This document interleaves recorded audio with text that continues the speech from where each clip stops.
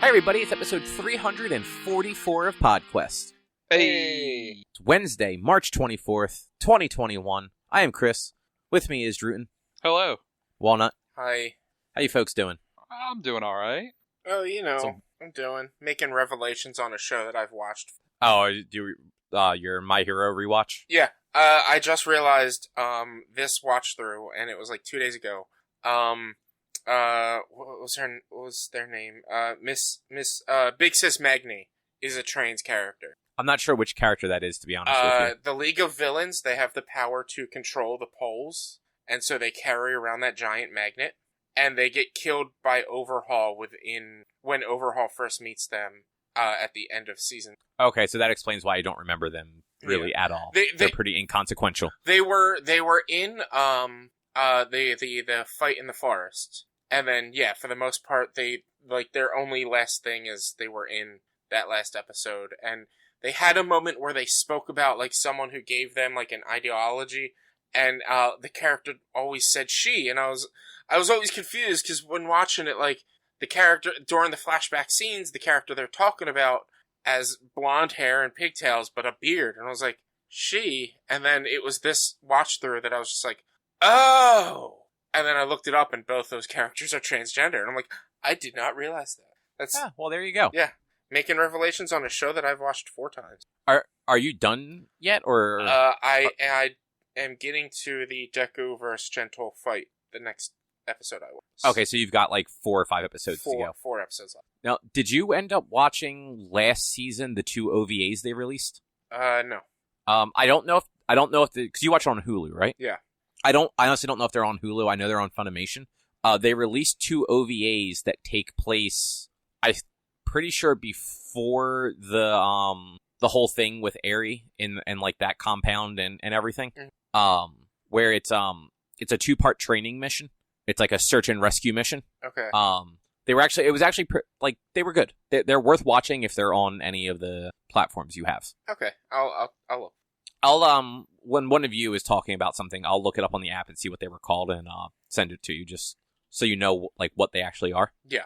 You also still have to see the movies, don't you? Yeah, but like they're not super important, so I'm not too like I will watch them eventually, but it's not like I need to watch them before the new season. Yeah. Because I think the new season is Saturday. It is Saturday, yeah. So I will get to see it sometime in June. Yeah, something like that. Yeah, because they.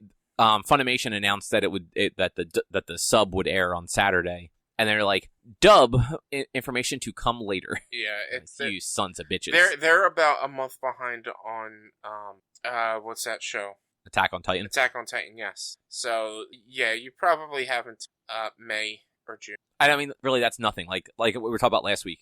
There are shows that have been done their season for several months that still aren't all the way dubbed yet. Yeah. Like, that started getting dubs back in the summer. Yeah. Attack on Titan finishes this week. And I thought it was just part 1 of the last season finished this week. No, it's just the full season finale, series finale. Okay.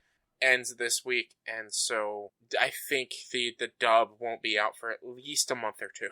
Like, the timeline has changed because there have been, like, earthquakes and stuff in Japan to, like, delay the release of the newer episodes, but... So the subbed episodes, they actually doubled up the following week. So, like, I think it was, like, episode 71 is the one that was originally delayed. So they actually aired 71 and 72 the following Saturday. Oh, okay. So it's still, like, on plan. Okay. Anyway, to get into the actual stuff on this here outline that we have in front of us, the Snyder Cut released. Yeah, it did.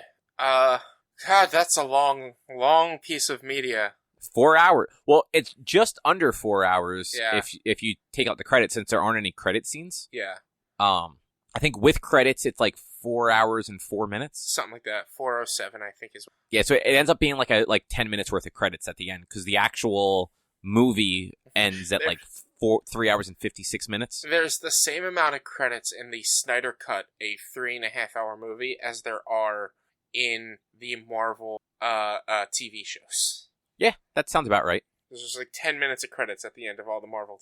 But yeah, that was to me, it was a really good thing. Like, I don't want to call it a movie because it was so long. It was a movie, but like it is a movie. It's like, one long movie. Yeah, but it's just like I feel like a movie is not enough of a name for it in a way. I don't know. I feel like just calling it a movie is just like minimizing it a little. I don't. That probably doesn't make sense at all, but it's just how it feels. But it was really good, in my opinion. It was really good. Aren't the Lord of the Rings extended editions close to that running time? Oh yeah, for sure. Probably. Like they're like 3.5 hours each, aren't they? Yeah, Return of the King might be like 5. Oh God, I can't that even make movie it through ends, the like, normal. That movie ends like 4 times. Yeah. So I actually just looked it up.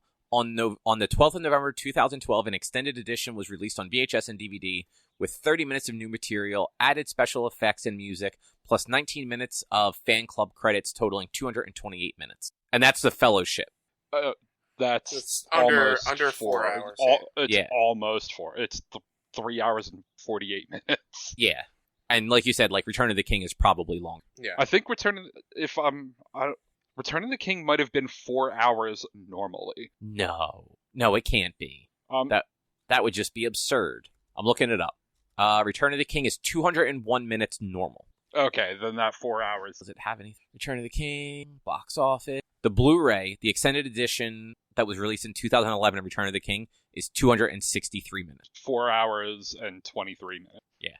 So if that's a movie, then the Snyder Cut is also a movie. I never said those were movies. I'm just saying, like, I'm just saying, like, this was more than a movie, in my opinion. Like, I feel like they would have done fine releasing it as separate parts, especially since they did break it up. Like, the whole film is broken up into, 6 sections? Or 6 parts? Something like that. And those sections were split up in between, 25 and 40-minute chunks. Yeah. So it could actually easily be broken up into, like a short season of a show, like a 6 to 7 episode season. Yeah. And it would be like a Netflix variation type of a season because some of them would be longer, be shorter. But it was overall, I enjoyed it. It's not perfect. First, by all means, not perfect. But like watching that and comparing it to what was released, they did so many characters so dirty in the original version. And it makes me be more upset at Joss Whedon. And like I was already like man, it's fucked up what he did to Ray Fisher. But now seeing how much of the stuff they had filmed for Cyborg and how good and a front line place that he took for this whole movie, and they kind of just took it all away in the release. It was just like this. There should have been a Cyborg movie. Like that's what this should have been. Shouldn't have been Justice League. It should have been Cyborg. See, I don't like Cyborg enough to think that he deserves a full movie. I think what he got in the Snyder Cut was actually good. Like Ray Fisher did a great job. I just don't. So the problem is, like with the theatrical cut, this is a poorly written movie. Like the acting is all good. Like the actors did the best job they could do. But when the script is kind of not great and the director's not, the Snyder, I've said it a million times. He's a wonderful visual director. Like he's very good at working with a cinematographer and coming up with some fantastic scenes. He is not good at telling a story. And it took him a 4-hour cut of a movie to tell a mostly cohesive and coherent story. Yeah. Because it's like, if you go back to Batman vs. Superman, that's not a coherent story, like the theatrical cut of that. And the Ultimate Edition adds an extra half hour to it and makes it a little bit more coherent. Yeah. But, if you add an extra 2 hours to something, apparently you can actually get, a story you can follow out of it. Maybe because you remember this was originally supposed to be 2 movies. At one point. No. He was supposed to have a three movie Justice League trilogy. This wasn't going to be 2 different movies by the time they were filming it. For some reason, I feel like this movie. At one point, he had said this movie should be 2 movies or something. Maybe I don't fully remember. He probably said that based on just the amount of stuff he shot. Yeah, and it came out after all those book movies, the Harry Potter movies had two movies for their final book, and Endgame came out just before Endgame, and Infinity War came out before both of them. Well, yeah, that's what I said, just before both of them, or before both of them, not just before. But it came out in the time of big movies having direct sequel type of things. Harry Potter and the what was it, Deathly Hallows had two movies. But that was nearly a decade before. I'm trying to think of. I mean, you know The what? Hunger Games also did it like 4 or 5 years before. The Hunger Games did it. The Hobbit had 3 fucking movies for a single ball. Like, yeah, I mean, and no one likes those. Look, I'm not saying whether or not people like, but like this movie came out during like with the knowledge of like, oh, we can actually make and sell and make money off of films that do have immediate direct sequel. Like, but just because that's what had happened before, like that is not what the studio had him signed to do. They had him signed to do 3 Justice League movies spread out between other directors doing the standalone movies. Yeah. So, like, the fact that he can't tell a story in a 2-hour film, it's a problem. But when you have to introduce 3 characters in this film, it's not your fault. But, I mean, he couldn't do it with Batman v Superman either. Batman v Superman, he introduced... Batman and Wonder Woman. No? Was Wonder Woman already there? I mean, Wonder Woman wasn't introduced, but if you think about it, like, she had very little screen time. When it comes to Batman vs Superman, like, he did a fine version. He introduced what needed to be introduced for Batman. But it's an incoherent story. Most of it makes zero sense. I wasn't a big fan of Batman vs Superman, but I'm just talking Justice League here. Like, they had, from bottom to top, because they didn't have movies or anything before it, Cyborg, Flash, and Aquaman all needed to be, like, for the most part, introduced and, like, known to the viewer what they're, like, when you've got Superman, Wonder Woman, and Batman, their powers are known, their backstory. The general public would, for the most part, know what a Batman. They don't really have to... Everyone knows what fucking Aquaman is. He talks to fish. I mean... And everyone knows what the Flash is. That's true. The Flash has been on TV for 4 years. But the Flash and Barry Allen are 2 different characters, and everyone knows the Flash, but not everyone knows Barry Allen. Right. Counterpoint. I'm just going to play devil's advocate here. For what it's worth, Aquaman and the Flash at the very least. Like, Cyborg, maybe not as much, but Aquaman and the Flash, even if you're not, like, a comic book reader, those are 2 heroes that, like, permeate the cultural zeitgeist.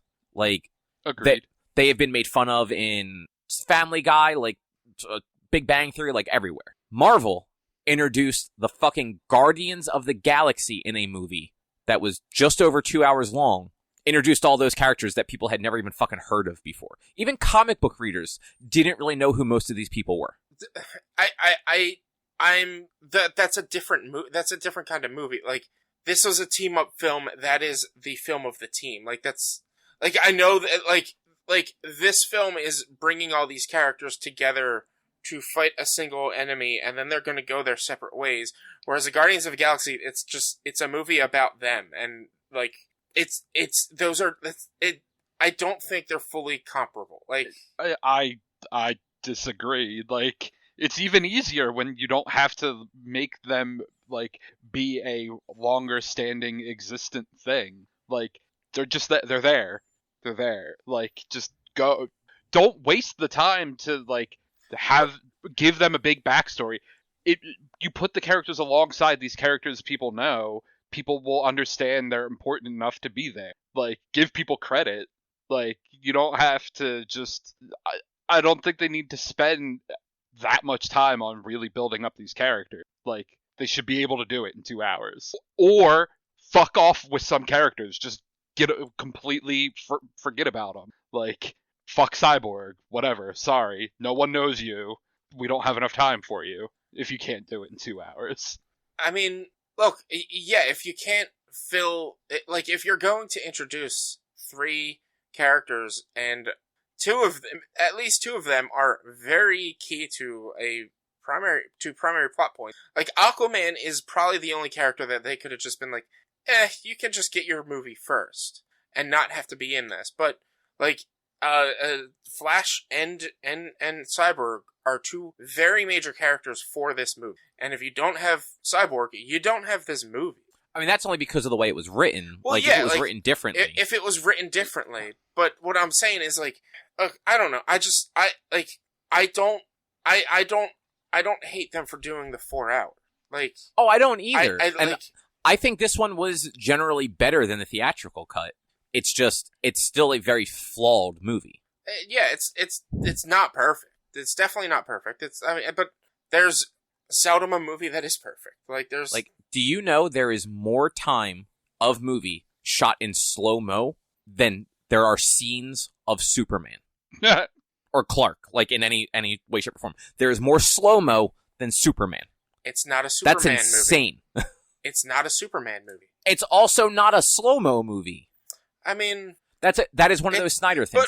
He likes slow motion. I'm sorry. Is it slow-mo or is it Flash? Like, that's my... No, it's slow-mo because it's not always when Flash is doing stuff. Like, there's a lot of slow-mo with Flash. So, like... No, there is. Take out when Flash is running and the slow-mo, and then tell me the comparison for that. So there are multiple scenes in the beginning of the movie with slow-mo. Like, when Diana is fighting in the museum, there's 30 seconds of slow-mo right there. Super speed. So, a character who was also super speed, or faster, gets her slow-mo. Well, slow-mo is always going to be about something, but but the whole point of it is they don't spend the whole time of that scene in slow-mo. They do it for like 30 seconds, and then it's just her moving really quickly. I was just pointing out, there's more slow-mo in this movie than Superman. Yeah, I saw somebody post on a thing, like, Superman only had 25 minutes in a 4-hour movie, or something like that, and I'm like, the movie's not about Superman. Like, I honestly think the bringing Superman back to life is the poorest storyline in this film, and they could have done without it. Well, it also doesn't make sense. No, it doesn't. Like, the Batman v Superman ends with them alluding to Superman not being dead, because they show the dirt kind of like rising on the casket. Exactly. That whole scene of like, okay, well, we need to take the mother box into the Kryptonian ship and supercharge it to wake him up. Doesn't make any sense. Like, well, I mean, it makes sense to them because they think he is dead. It doesn't make sense to the viewer because the viewer who watched Batman vs Superman would know that, like, you saw the rocks move. Like, it makes sense to the viewer. It makes sense that to the viewer that they would think that because that's how Luthor brought Zod back in Batman vs Superman. But, like, as a giant monster. Yeah. Exactly. I'm not disagreeing with you there, but yeah. As you saw from the flash forwards and all that shit going on, Superman might be a monster. Like, he's still... they allude to a reason why things went that way too. Well, yeah, and so it turns out that I guess he got the Flash visiting him in Batman vs Superman. I guess that's when he was saying, like, Barry visited me and said that Lois was the key. Like, they allude to that. Yeah. Like, I don't think that was this instance, though. That might be something else. No, I think that's exactly what they're talking about. Because they basically say that, I mean, obviously, I was trying to keep us away from, like, spoilers, but, like, it's alluded to in a possible future that Lois dies. Yeah. And I think that is Barry coming back and that's why he's coming back in Batman vs Superman, saying that Lois is the key. Yeah. But when I said it doesn't make sense about them bringing him back, I didn't mean like so much in the movie, like that, like in universe wise. I meant like that should have never been written like that. Like you can cut out that whole half hour that doesn't add anything at all to the movie, and have the team go to Russia or wherever it was supposed to be this time, because I'm not sure if it's still supposed to be Russia or the Eastern Europe. But it was like an abandoned city this time, which I'm so much more happy about. Yeah. Because the only thing the only downside to that was we didn't get the weird race, which I thought was actually kind of funny in the Whedon version, but also completely unnecessary. Yeah. But like the Superman scenes we got instead were actually much better Superman scenes. He actually felt like Superman. And honestly, we got better Flash scenes too during that. And like Flash was more utilized in this version than he was in the Whedon version, where it was just, rescue people. Where this one's like, no, actually, you gotta like kind of generate your powers so that you could do what you need to do. And like, but like he was better used in this one. Think about this. All right. If they would have, instead of having that whole scene that was in both cuts of them taking the mother box to the fucking pool and everything, if they would have just had something else happen there, like you can still have the bit where Cyborg's dad does the stuff with the mother box, like you can find a way to make that happen. But cut out that whole Superman resurrection bit. Have them just in Eastern Europe getting ready to fight everybody. Have shift back to fucking Smallville. and show Clark's grave and show that, like, there's nobody there anymore, like it's been dug up. And then just have him, like, at the farm and have, like, don't have had, like, the whole thing where, like, his mom wasn't living there at the time. Like, and just have her come out and then have him find out what's going on and then just fucking show up at the big fight. Yeah. Like, actually surprise everybody. Yeah. Like, more people would, like, more of the comic book fans would like that because of the whole Doomsday, Death of Superman era. Yeah, he just had to take a nap. Like, yeah, and that's all it was a super nap. That's all he needed. Like, and like you said, they showed that in Batman vs. Superman, but then they were just like, oh no, he's actually dead. He's not just, like, kind of sleeping. Yeah, and, like, that would have been, you know what, him actually being dead would have been totally fine if they didn't allude to him not being dead at the end of Batman vs. Superman. Exactly. I totally agree. But, like, this movie could have definitely been at least 45 minutes shorter, because there were plenty of things that didn't actually add to it. Honestly, like, while the scene itself was actually, like, it had some humor and everything like that, the bit with the Flash, where, like, he was just super creepy with who is supposed to be Iris, like, I felt like most of that was kind of unnecessary and a little too long. Yeah, like, it should have been trimmed down a bit, and, like, there were plenty of other scenes that should have been trimmed down. Yeah. And I don't know about you, but honestly, that whole epilogue in the future thing, it was a completely tonal shift. It didn't fit the rest of the movie at all, and didn't really add anything to it, because we know it's not continuing, and frankly, even if it was continuing, fucking save that. Yeah, like the Joker thing you're talking about, right?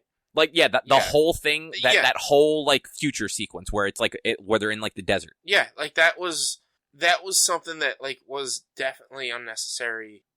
Mostly because, yeah, we know it's not continuing, but also, like, that's showing, like, the future that might not happen, and you could have used that in a different movie of, like, here's the future they're trying, like, an intro to a movie right there, boom, is them showing that, and then Superman arriving at the very end, and Flash running back in time to warn Bruce during Batman vs. Superman, and then boom, you got Justice League, whatever, the next one. Yeah, and you figure that scene, it was somewhere between 10 and 15 minutes. Yeah. Like, that stretch of it. After, like, all the other stuff, like, we don't get, like, a proper wrap-up. It goes from them winning to that, and then to, like, the little, like, pre-credits stinger that happened. Yeah. And, frankly, I would have been fine if that 15-minute scene was cut down to maybe 3 minutes, and it just showed, like, him having a nightmare. Yeah. And then having that final scene that I don't want to spoil. So apparently, they... And this was actually in the news and stuff a while ago. They cut the Green Lantern scenes that were filmed for time. So if you cut out that 15 minutes of just unnecessary bullshit, they could have had the Green Lantern scenes in. Yeah. They, like, I agree with the Flash thing. That, like, they could have spent less time with Flash he was very creepy with Iris. He was very creepy with Iris. And, like, I don't know if you got the same vibe. I felt like they were trying to mimic the success of the Quicksilver scenes from the X-Men movies. Yeah. Because they always kind of played the same way. Like, you know, something is going wrong, people's lives are at risk. Quicksilver kind of, like, has that moment of just like, all right, well, I guess I'm gonna fucking save everybody. Yeah. He runs around the room, save everybody, while also doing a few, like, silly things. Yeah. Like in Apocalypse, when the mansion explodes, like, he stops and eats a couple slices of pizza first and shit like that. Yeah. But, like, this just ended up being, like, a little overly long and creepy. Yeah, and I was, like, the whole time I was watching this, like, come on, Barry, this is creepy. Like, just save her. Don't, like, come on. Don't, come on, Barry. Just, come on. That's really, like, my reaction to that whole part. But, like, it could have been shortened, and I would have liked it a lot more. I still enjoyed it, because I enjoy a lot of pretty much anything Flash is involved in. And then, like, there was, like, the scene with Lois and quote Martha. You know what I'm talking about? Yeah. That I was just like I wasn't paying 100% attention during that. They could have maybe cut it down or made it less. Maybe made it a little bit less, but also, like, still showed the thing at the end of that scene. Yeah, and it was one more thing that whole scene didn't add anything really to the movie. Frankly, that is one bit that I think the theatrical version did better. So that scene is what leads Lois to making, like, that quote-unquote one last trip to the Superman memorial. Mm-hmm. In the theatrical cut, that was part of Bruce's plan. Like, was having Lois, like, having Alfred pick up Lois in case they needed somebody to try and talk Clark down. Yeah. But again, like, if they would have just gotten rid of the whole resurrection bit, both of those scenes would have been unnecessary. And, like, they could have even... Because I could have... No, he was buried in Smallville. But, like, yeah, they could have had that bit still there. And had her, like, visit the statue and then go to Smallville and visit his grave in Smallville and just have her talking, and that's when the ground shakes and he breaks out. Like, they could have done it, like, a lot better instead of having the whole Mother Cube shit going on. Like, it's a mother box. Mother box, whatever. I almost called it a Tesseract, okay? But I did enjoy it, and it is a heavy movie. It's a lot to watch for 4 hours in one sitting. Like, I would have much rather had split it, maybe taken a break at one of the cuts and, like, maybe watch something else or watch the rest of it the next day or something. Yeah, like, we took, like, a half-hour break or so while watching it to, like, maybe a little bit longer, because we paused it, like, probably about the halfway mark, took the dogs out, made dinner, like, all that stuff, and then finished it. So we had, like, a 30 to 45-minute break in there. Yeah. But yeah, like, it is a little bit of a shame that, like, most of these characters are just kind of non-existent now. Like, we're never going to see Batfleck again. Yeah. We're probably never going to see Cyborg again. It seems well, I guess we'll see Batfleck for at least, like, a small cameo in the Flash movie, but you know what I mean. We're not going to see Alfred or J.K. Simmons as Gordon or anything like that. And, like, I think they did a really good job casting these characters, and because their directors just don't have the right vision to make these movies. Yeah. Like, they just kind of... And honestly, like, WB executives really dropped the ball, too. Like, they were trying to fast-track what Marvel did by going right to the team-up. Mm-hmm. And that's just... That's the opposite of why the Marvel movies worked. Like, the Marvel movies started out by making you care about the characters, and the two movies they released before this weren't enough to make you care about either of those characters. No, because they straight up they did Civil War first and made you, like, not really care. Yeah.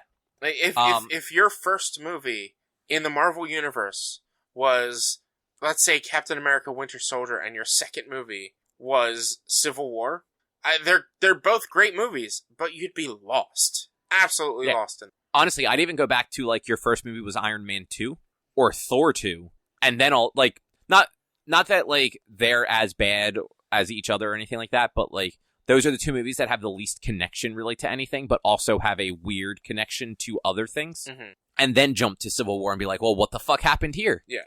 It's I'm basically doing, like, watch a film with either Iron Man or Captain America first, and then watch Civil War, and then watch Avengers, and Infinity War. Like, that's what they did with these movies. Yeah, pretty much. I do think, like, honestly, it's worth watching the Snyder Cut, even if you do watch it over, like, multiple sittings. Yeah. It is a very flawed movie, but it's a more coherent, like, story because it's 4 hours. Yeah. Like, they had more time to actually tell a story. It's just, there are a lot of bits that you're watching and be like, well, this is unnecessary. They could just cut this and it would still flow exactly the same. Like, yeah. And I will admit, I got very teary-eyed with the credits sequence and stuff. See, I didn't even watch the credits. By the time it was over, I'm just like, I'm fucking done. Well, I like, the credits started rolling, and I, like, it's like this somber tone, and it goes into Hallelujah, and I'm like, why the fuck would you pick Hallelujah to back this song? Look, I think Hallelujah is one of the most beautiful songs, but why the hell would you pick Hallelujah to back this? So I Googled it. I hope there's a subset of people out there that don't know the Leonard Cohen version and think that you're talking about the Panic at the Disco Hallelujah, which is a very different song. I'm sure there are people that would think that. But I Googled it, like, why did they pick Hallelujah? And it turns out that was Autumn's favorite song, and that version they played was the version they played at her funeral. And the whole thing was dedicated to her, because both Zack and his wife was producing that. So, like, they were both working on it and was dedicated to Autumn, who, as I'm sure most of us know, took her life during the filming of this movie, and why he stepped down.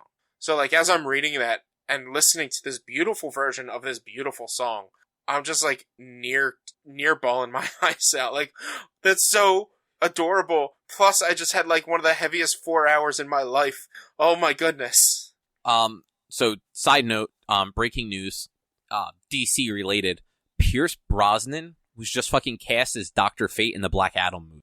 I don't know who Dr. Fate is. It's a DC character, like, that is unimportant, but the fact that they can't, so he's a DC character that, wears a helmet that covers his entire head. Like, it looks like an old school knight helmet, but the front of it is just one sheet of wood. Okay. So he kind of looks like Cobra Commander a little bit, but all gold. Okay. And yeah, they cast Pierce Brosnan to do it. Nice. He's like a magician, like he has magic powers, and he's all about, I can't even think of the word, so I'm not even gonna bother, never mind. Yeah. But it's an interesting character, and like it works with the whole Black Adam thing, but I just think it's funny it's Pierce Brosnan. Anyway, I guess moving away from the Snyder cut, the CW has recast Kate Kane in Batwoman. I have not watched anything beyond the first or second episode of this season, but that is frustrating that they didn't recast her for this season and brought in a new actress to play Batwoman, and now are just recasting Kate Kane, which means they're going to probably be getting rid of this character that took over as Batwoman. So they say that she is still going to be the lead role. That she is still going to be Batwoman going forward. But yeah, they cast Wallace Day to take over the role from Ruby Rose. She was apparently so I mean, a minor spoiler for this past week's Batwoman that aired on the 21st of March. There's a scene of a character kind of like in like a sewer, like all covered in bandages and like obviously in bad shape. Yeah. But it has like Kate's red necklace on that is supposed to be Kate Kane. Apparently that is Day. Like she filmed that scene. Okay. She does look like she's in very bad shape though, probably from like the plane exploding. So this will explain why she looks different, and they don't have to actually explain why she doesn't look like the Matrix did when the Oracle died. Yeah, and just the fact that like they can kind of cover her in some burns instead of having to redo all of Ruby Rose's tattoos. Yeah. Like stupid stuff like that, but yeah, like this just seems like such a shit move because it's just like, all right, well, we cast this new character, like really like the first like not that Batwoman is a major comic book character, but like it's the first black woman to play a major comic book character that I can think of. Yeah. Actually, I guess. Well, in a TV show or just in general? Because are we counting Halle Berry Catwoman? Oh, and Halle Berry Storm too. I forgot about that. Oh yeah, right. She was fucking Storm. I think it would be better to say, and although Halle Berry Catwoman, it's the first black woman to run a Bat role. I mean, that's fair too. First African American character to run a Bat family role. Besides Halle Berry, whether you count that Catwoman wasn't associated though, from what I know. I've never seen the movie, so I don't know for sure. I don't think she was, but I also don't know if you count Catwoman as part of the Bat family. I mean, she is. Yeah. But I am 90% sure that the 2003 Catwoman with Halle Berry had no connection to the actual DC character in any way, shape, or form. I don't think it did. But what do you mean, though? What do you mean by that? Because so Catwoman has no supernatural powers. She's just a thief. In that movie, she is like a supernatural something or other, and isn't actually they're using the name and none of the actual like character traits for that movie. Like there's no like connection to Gotham or Batman as far as I know. Again, I have never seen it, so I'm just going off of what I've heard other people say over the years. It looked like a bad movie, and it turned out it was one of the worst movies. So, but them recasting like Kate is just like, why? Just at that point, you should have just killed her. You should have either killed the character off at the beginning of this season or recast her from the very beginning. Like, it's stupid to bring her in midway through a season as a new actress when you have somebody else that is already picking up like the title character. And frankly, the Ryan character is way more interesting than Kate was in the first season, mostly because like Ruby Rose is not a very good actress. Yeah. Like most of the enjoyment that came out of that first season was from the other characters on the show. And like honestly, thank God this season they managed to find other things to do with Alice. Or like, I don't think it would have been interesting enough to actually get to a point where Ryan was interesting to watch. Because like the first like 3 episodes were just kind of like meh, but like Alice was still interesting because she's fucking insane. Yeah. You should catch up on that. I will. After next week, I will catch up on all of it. I'm just trying to do whatever I can to avoid any sort of WB related trailers, to avoid any further potential spoilers. Godzilla. Man, I'm gonna wake up at midnight the day that Godzilla comes out and just start sending you fucking text messages about it. So with the way work has been going, I might be able to watch Godzilla vs. Kong before we record next Wednesday. Oh, it comes out on Wednesday, right? I believe it does come out on Wednesday. I'd have to double check. Right, it comes out the 31st. Yeah. And the 31st is Wednesday. Yeah. And so with the way work has been going, I might be able to watch it before we record. And so I might. I might try, and like if I keep getting pulled away or whatever, I'll stop. We might be able to talk about it next week, next time we record. Depending on how bad of a day I'm having, like if I'm not having a bad day at all, I'll try and watch it just so you're not just talking into the ether. But if like any part of that day is just not going well, I'm not going to ruin it more with a Godzilla movie. Yeah, I can't promise that I can watch it, so it's like it's a maybe. Yeah. So did you watch Falcon and the Winter Soldier? I forget if I asked you that. Yes, I did, and I believe you did, and I said yeah. Right, because you know what? I asked you that, but then you went right into your Discord stuff earlier, so I kind of forgot. Yeah, I responded it and then went into Discord. So I don't want to talk real long about it because it did just come out last week. Yeah. And it's only the first episode. But did you like it? I liked it. I thought it was fun. It's really nice to see the old man from Up getting more work. And yeah, it was an enjoyable show. Yeah, I agree. I like what they're doing with the characters. Mm-hmm. It hit the right note of making me infuriated at the end of it. Yeah. It's cool that they're just like they did with WandaVision. They're taking a chance to take a character that like only really had like a sizzle reel worth of moments in the movies. Yeah. Like, because even though the Winter Soldier was named after Bucky, like there wasn't a whole lot of like character development for him, obviously, in that movie. Yeah. And same thing with like the Falcon in that movie and Civil War. And I think that was the only other one. He had like a few moments in Age of Ultron. Like they just didn't get a lot of screen time. Yeah, was he even in Age of Ultron, or was that War Machine? War Machine was in it too, but he was there. I think he wasn't in the He was at the party. I don't think he was at the party. I was gonna say I don't think he was at the party, but he was definitely he was flying around a little bit helping evacuate people during the Ultron fight at the end. But he was in the quote unquote new Avengers in the credit scene. Yeah, and then he was he was obviously in Infinity War. Like, but yeah, both of them only had maybe total of a half hour prominent screen time in all of the films. Maybe Bucky had a little bit more because of Civil War.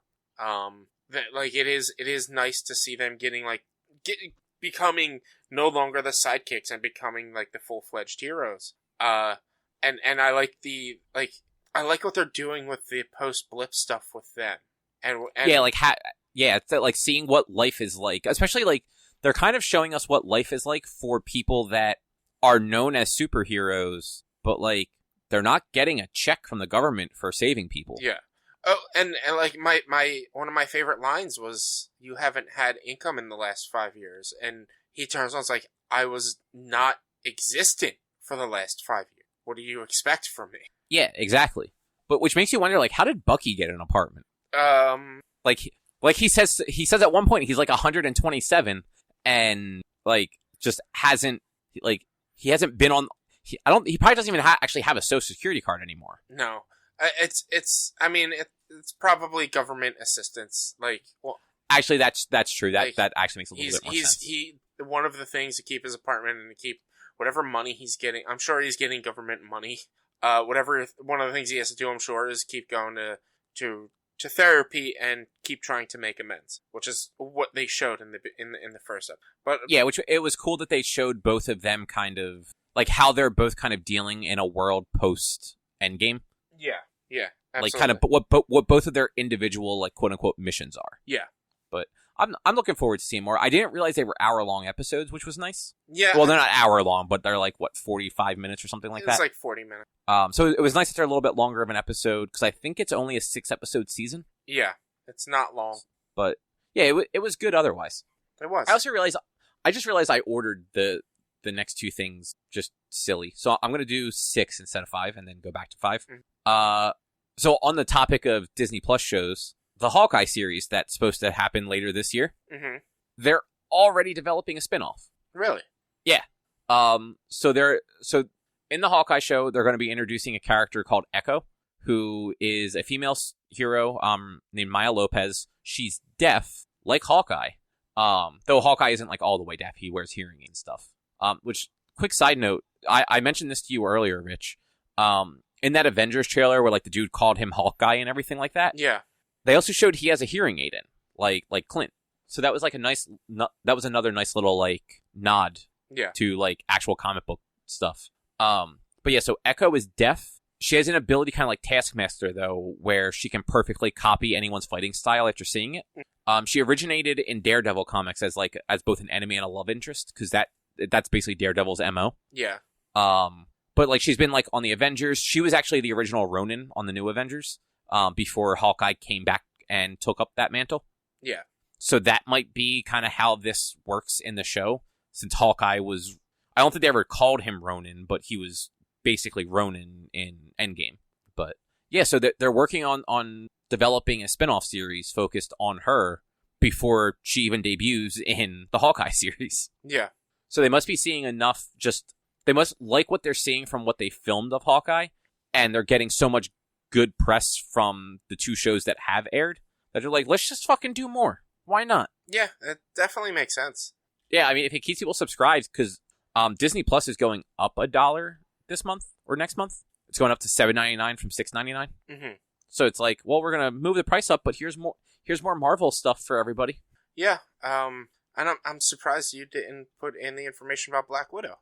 Oh shit, I meant to put that in here. Yeah. I totally forgot. Along with Disney Plus going up $1, in July 9th, when Shang-Chi was originally supposed to release in theaters, so they moved Black Widow back a month, and Black Widow is coming out in theaters and on Disney Plus for their premium thing that they do, day and date on July 9th.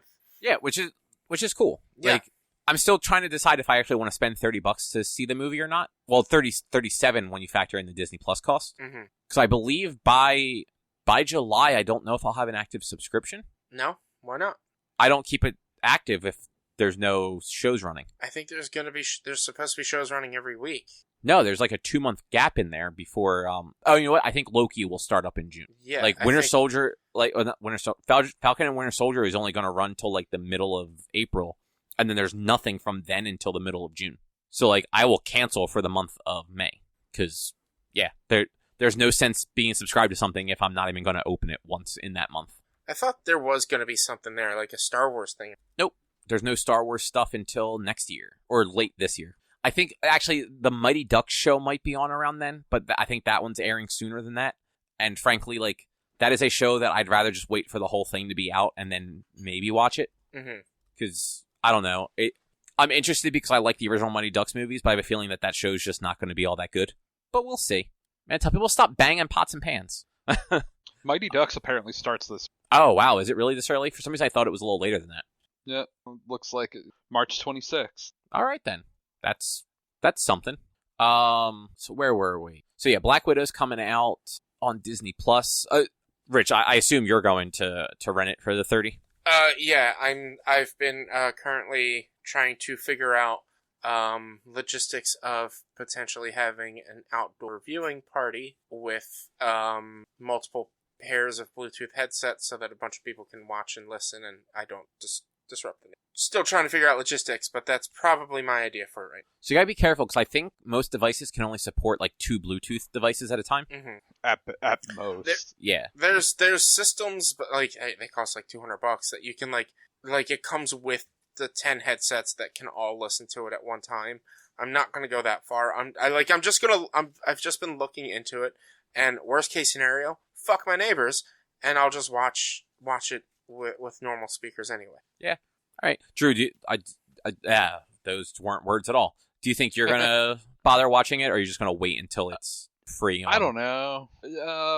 It's gonna kind of be up to Sarah how much she wants to watch it. Like, I don't know that I really care about this movie in particular. Because you guys do have a Disney Plus subscription, right? We have the thing that comes with Hulu and ESPN Plus. Oh, okay. Yeah. That makes sense. Well, I mean, here's the thing, though. If I do have an outdoor viewing party, most of you are going to be invited. I'm going to be honest, man. I don't want my first time watching that movie to be, like, outside on, like, a projector. On the side of a house. I don't know if I might actually set up I might actually go out and buy an expensive TV and have it out there to watch. I mean, that also isn't, like, an ideal situation with, like, just ambient noise and everything. Yeah, but... I get why you want to do it, though. It'll work, and a majority of people at that time, including myself, will be fully vaccinated, and so it'll be more safe. Yeah, so, like, it's just an idea. Yeah, no, like I said, like, I don't think it's a bad idea. It's just personal preference. Like, I want to watch the movie kind of, like, in a position where, like, I can, like, be comfortable and hear and see everything, like, without any trouble. Yeah, yeah. I mean, that's one of the reasons why I was, like, looking at the headset or the multi-pairing Bluetooth sets or whatever, so that, like, everyone can bring their own Bluetooth wireless headsets and listen, like, have them on and have them at their preferred volume, listen to it, and if they have questions, they can lean over the person next to them, take off their headsets, and not bother it like that. Yeah, which I honestly, like, that would be really cool. It's like stuff like that. I feel like would be cool for just, like, known movies. Like, you know what I mean? Like, if you're going to do, like, a rewatch of, like, the MCU or of, like, Star Wars or something like that, like, movies that everyone kind of knows, so that if you do have a bunch of people and, like, people are, like, joking or whatever during it, like, you don't have somebody else getting annoyed because they're trying to actually pay attention to, like, the brand new movie. I mean, if you're not paying for it, that's the way I'd be the one paying for it. So oh, no, I get that, but, like, me personally, I would be annoyed if I missed something because of somebody else. Like, I get annoyed at that at the fucking movies all the time. I mean, I get that. I do get that. That's why I said, like, that would, to me, like, doing something like that would be great for a movie that I already have seen, and it's just, like, a rewatch. Mm-hmm. But, you know, like, I still think it's a cool idea, and I'm sure there are people that will want to come do it with you. Yeah. Logistically, I still got to figure it all out and see how much it actually costs. Just however many people you invite, like, do the math, like, figure out how many dollars that is per person, and then, like, add an extra $1 to each one. I wouldn't bother doing something to make a profit, but I would probably turn around and be like, hey guys, this movie is $30. If you want to just buy the food or whatever, that'd be nice. I'm providing the entertainment, you guys provide the food. Well, actually, that was actually why I wasn't so much saying that for you to, like, turn a profit. It was more of a, all right, well, the movie's $30. If you have 6 people coming over, get each of them to give you $6. And then, like, you get paid back for the movie, and they have a few extra dollars to, like, put towards a pizza with everybody. Yeah. But, like, for this movie in particular, I just don't understand why they're doing the fucking Black Widow. They're setting up the new Black Widow. But why? Why not just let that character go? They should have done this movie before Endgame. Yeah. Like, if it came out before Endgame, 1,000% understand. Yeah, totally would have watched it. But at this point, why? Just fucking move on. Like, I agree. Like, it takes place, I believe, during the 5-year. It would definitely make more sense that they should have had it before Endgame. I'm excited for it just because I've been looking forward to this movie for 2 years now. I'm not mad at Disney for, like, I'm like, Disney, you guys probably should have just released it last year on Disney Plus, like you're doing now. Which, like, that's the funniest thing to me, is they straight up said during their, like, investor call and everything, like, we are not doing the day and date stuff. Like, we are not releasing our big blockbuster films on Disney Plus. And now they're like, oh yeah, our big blockbuster film, we pushed it back a month and we're releasing it on Disney Plus. Well, when was that call? That was like December, right? Yeah, something like that. Yeah, I'm sure they expected things to be a little different almost 4 months of this year. And they kind of had to go, well, fucking movie theaters aren't open fucking, like, anywhere. They're open in Jersey. Well, but they're not open to the point that they normally everywhere. Like, Jersey, they're open, but limited. Like, it's not full theaters, and then places like the UK movie theaters aren't open still. Like and but if they thought back in December that even 3 months into this year that they would be open at full capacity, they're morons. I don't know. Like, I mean, I don't disagree, but I also don't know that they expected that they went into that call wanting to tell investors, here's our plan if movie theaters don't come back, because investors wanted to make it look like, hey, this movie will make $900 million, $1 billion. A Marvel movie fucking all do. I think we're like gone are the times of movies making that much money anymore, especially in theaters. I just not expecting movies to make that much money ever. Well, we'll be talking more about theaters in a few minutes. Yeah. So, this is a fairly quick one. Do you guys remember, like, last year, Keanu Reeves had a comic book Kickstarter for a book called Berserker? Yeah, we talked about it briefly. Yeah, I'm sure it got brought up. Yeah. So that he is now signed on to produce and star in a live action version of that story for Netflix, as well as voice the character in an anime series also at Netflix. Hopefully neither of these are as buggy as Cyberpunk. That's fair. Yeah. So it's weird though. Like, so Berserker is the comic. The first issue just came out. It was either in February or earlier in March. I forget exactly when. Mm-hmm. It's going to be a 12-issue series though, so presumably it'll wrap up sometime early next year. And then it's going to be collected in 3 trades. But like again, only one fucking issue has been released. Yeah. And they're already doing this. They're already greenlighting a Netflix series. I mean, just for anyone who's curious, Berserker is about, and this is a character that Keanu will play, an immortal demigod who spent 80,000 years honing his killing skills. He now works for the U.S. government, hoping to figure out the truth of his existence and to end his unending life. Honestly, that's not that far off from Keanu's actual life, so it's a perfect role for him. Yeah, and the character, at least in the comic, was definitely like modeled on Keanu. Like, it's bigger and bulkier because it's supposed to be like this just monster of a person that just murders everybody. But for the side of good. Mm-hmm. But like he still 100% looks like Keanu Reeves. Yeah.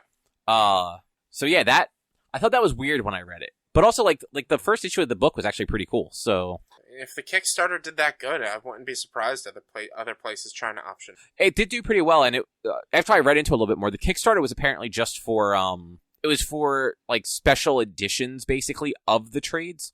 Sounds like the comic was basically going to get released like by Boom Studios, like regardless of how the Kickstarter did. Yeah. That was just kind of to gauge how many people were actually interested, it seems like, and offered up like a special version of the collections. Mm-hmm. But now to the movie theater things that we alluded to. Drew, you actually mentioned this to us this morning. Movie theaters appear to just be signing exclusivity deals? Yeah, that's some weird shit going on, apparently.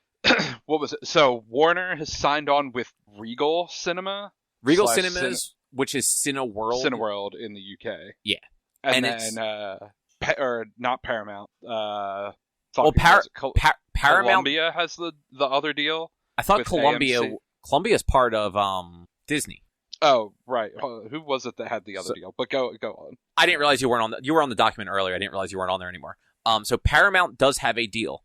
Last month they announced plans to release movies into theaters, and then 45 days after, or 30 for smaller films, they're going to put them on Paramount Plus. So not really an exclusivity deal with any like theater chain, but still like they're going to be putting their stuff right to streaming in a month or so. And then Universal has a deal with AMC and Cinemark theaters. And that's what it was. This actually came about, I think, over the summer after Trolls World Tour went to VOD, and it did really well. And Universal was like, well, fuck theaters. We're just going to keep doing this. Like, we make all our money this way now. And theaters got real upset at them for that. But their deal is Universal movies will be at AMC and Cinemark theaters for 17 days of theatrical exclusivity. or 31 days if the film opens more than $50 million. Then it can go to VOD and other theater chains if anyone wants to start running it a month after the fact. Because you figure any movie that other theaters are probably going to want to run are going to hit the 50 million opening weekend, assuming theaters actually make that kind of money again in the US. Yeah, but I mean, even still, 50 million's not that many. No, exactly. It's like not less than 5 million people go to see a movie, because I'm sure the average ticket's over $10. Yeah, and realistically, if a movie made under $50 million on its opening weekend, it's probably only going to be in the theaters for its opening weekend. So it might make that 17 days. Yeah.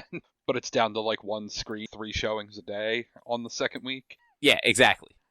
Like it's not going anywhere. And it'll be in the red box the week after. Yeah. But yeah, this is fucking weird, and it's going to make if movie theaters actually have a chance after like the pandemic sort of is behind us, it's going to be fucking weird because like I mentioned it in the chat earlier, but we live in a good area because we're right outside of a major city. We have every major theater chain near us except for the Alamo Drafthouse. Mm-hmm. I mean, is that like a major chain? Like, in the south and the west, it is. Okay, I didn't realize they had that many. Yeah, it's kind of like Movie Tavern, but like from what I've gathered, it's nicer. Yeah. But like we have Movie Taverns. We have 2 of them relatively close. We have Regal. We have United Artists, which are the same. We have AMC's. We have Cinemarks. Like we can really get to any of them with basically in the same amount of drive time from where we all live. Like there's what is it? There's a Regal. Is the Morristown Mall Regal? That's Regal, right? Mm-hmm. So there's that Regal, and then there's the Regal out in Washington Township.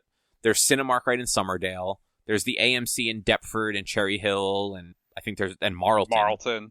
So like there's plenty of these theaters around, but like there are plenty of places in the country where like maybe they only have an AMC in a hour drive, like so they can go see WB movies, but they can't go see any of the Universal movies, or they have to wait 30 days. Also, vice versa, they can't see any of the WB movies. Yeah, and like you said, like they'll have to wait 45 days.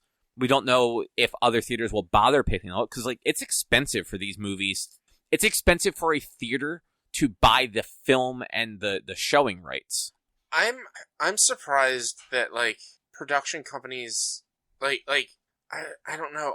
I'm trying to figure out how to word this, but like I'm surprised Hollywood is allowing this to happen essentially because that's gonna screw with their numbers entirely.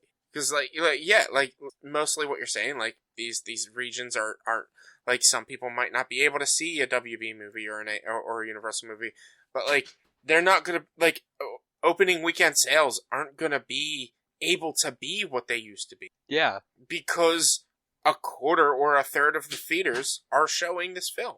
Yeah, like you figure when it. I mean, MCU movies don't necessarily count in this because Disney hasn't announced anything like this, but.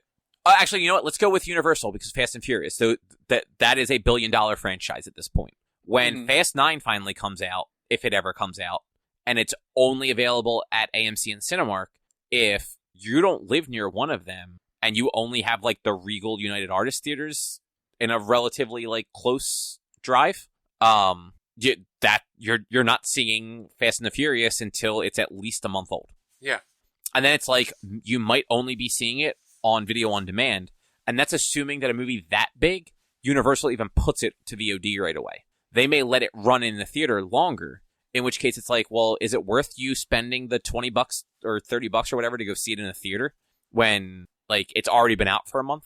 Well, I mean, I feel with these agreements, these companies are definitely going to be putting their things on the VOD as soon as they can, because then they just get all the money from it. I can see. I'm trying to think of like Mortal Kombat 2 because that's the only thing I can think of. Like WB has Mortal Kombat coming out next month on HBO Max. Mortal Kombat 2 in 2025.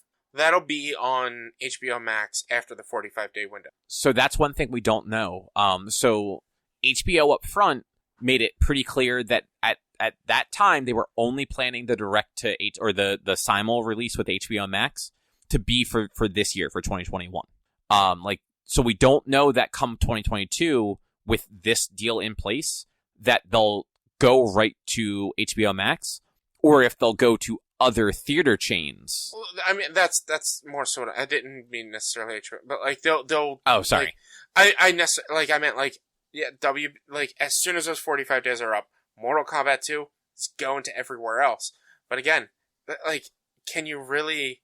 You can't. It's just Hollywood is going to have such a hard time tracking numbers from here on out if this continues. I don't even think it's so much having trouble tracking numbers. It's just their numbers are not going to be what they were. No, and so a lot of movies, or like a number of WB movies, could be considered failures that wouldn't be because they only released in one theater, or not in like 1/3 of the theaters. Yeah, and I don't know about the rest of the country or the world for that matter. But like at least in our general area, there are not a lot of Regal cinemas. No, it's Morristown Mall and King of Prussia are the only two I can think of. There's the one right over the bridge too, and so there's 4 in the general area, but that's compared to like 12 AMCs.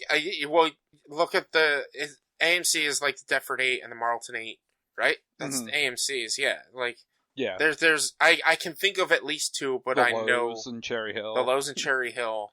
I know the one in on Haddonfield Road in Voorhees is an AMC now. The one that used to be the Ritz. Okay. Yeah. That one. There used to be the Gallery, whatever the fuck that's called, Fashion District Philly. That's an AMC. Yeah.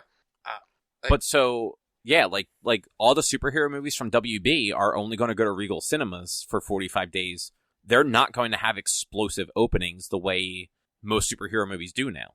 Because like honestly, the only good Regal theater around us too is the Morristown Mall one. Yeah.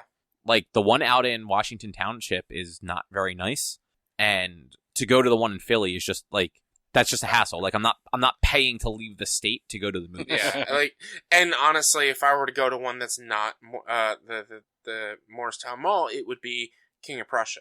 Yeah, which is like that's great for IMAX, but like I'm not going to drive an hour to see a movie. And that is like a monstrous drive to make. Say once a month to go see a movie that's only at a Regal theater, to drive an hour away up the Schuylkill.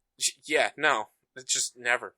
Yeah, because like as it is like pre-COVID, like when like a big movie came out, like when Endgame came out, let's say, I would look at a bunch of different theaters and find the one that had the best available seats. Yeah. Like it would usually be like I'd usually go to the AMC Deptford first because that one was the closest for us. But like if that one didn't have any good seats, I'd go check like the Regal in Morristown. I check the other AMCs. I check Cinemark. Like now it's like, oh, cool. So I have a choice between 2 Regal theaters that are both kind of mediocre at best. Yeah. Awesome. Yeah. And that just means that they're going to actually, what that'll mean is if the theaters do pick up, those theaters will be sold out more often. Yeah. But that doesn't necessarily mean that there will be it's not going to translate to bigger box office numbers because there are then fewer theaters showing it. Because you figure when some of these movies come out, it's like, okay, well, all 12 theaters I can name that are like within a 15-minute drive of us are all sold out. Yeah. For all of their showings in a day. Now it's like, oh, now Morristown is sold out for all like 6 of their showings. That's not even a fraction of how many tickets they would have sold if they were at all of the theaters. But what these theaters might do is take films down early that aren't on their exclusivity deal. So if they have a Marvel movie that released 2 weeks before this next WB movie, well, they have the exclusivity deal with WB, so they're going to move Marvel to their smallest theater and have 60-70% of their theaters running this one film because that's where they're supposed to be getting all their money from. You're probably right. They probably would do something like that. And so it might, like, the box office might even out in that way, but then that screws over other films, like films that have been out longer that might have a better box office score because, but then it's taking it away because they're not getting as much screen time anymore. Yeah. I mean, no matter what, they're never going to get the same amount of screens to equal whatever box office total they would have gotten without these deals. But I definitely could envision certain chains going, well, we've got the Warner Brother deal or whatever, like you said, and get rid of the movies that we don't have exclusivity for. But also, they're also not going to get as many movies when now two other companies, or might be with a different theater chain, and it's like, that's true. Well, what the fuck? And then what happens to like the smaller theaters? What happens to the Alamo Draft Houses or the movie taverns or whatever? Like, are they just fucked? Yeah. For the big releases like that, yeah, they'll have to wait the 30 days or 45 days or whatever to get them. I mean, they're not getting Warner or Universal now. For at least like, a month, yeah. For a month. And it's like, what the fuck? I mean, those Disney's going to announce something. Yeah. You know they will. But honestly, Disney's big enough where they're just like, no, we're just going to keep going everywhere. But you can also spend $40 once theaters are open again and just watch it on Disney Plus. Yeah. So I could totally see them offering it at a higher premium rate. Yeah. Like it's $30 right now because theaters aren't open. But once theaters are like wide open, I could definitely see them going like, all right, well, $40 and you can rent it, or we're in all of the theaters. Yeah. But at least like the Alamo Drafthouse and like Movie Tavern, they do at least have their gimmick, like, because they're a place to also get a meal. So not having the newest movies from like the big studios, like, while it sucks, it's not the end of the world. Because like I've gone to Movie Tavern a few times to actually see movies that weren't brand new, that were a few weeks old, just because it's a little bit easier to deal with the crowds there when you're also trying to like order food and deal with all that stuff. When it's not like the brand new, like, most exciting movie. True. But yeah, I'm intrigued to see what movie theaters look like come next year. And to be fair, everything I read, like, there were no exact dates listed for anything for like how long these deals are in effect. Like, they might only be like year contracts while everything is sort of reacclimating to whatever the new normal will be.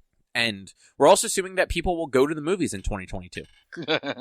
I mean, that's probably when I'll start going back to them. I don't think I'll feel comfortable enough. Even being fully vaccinated, I don't think I'll feel comfortable enough until very late 2021, early.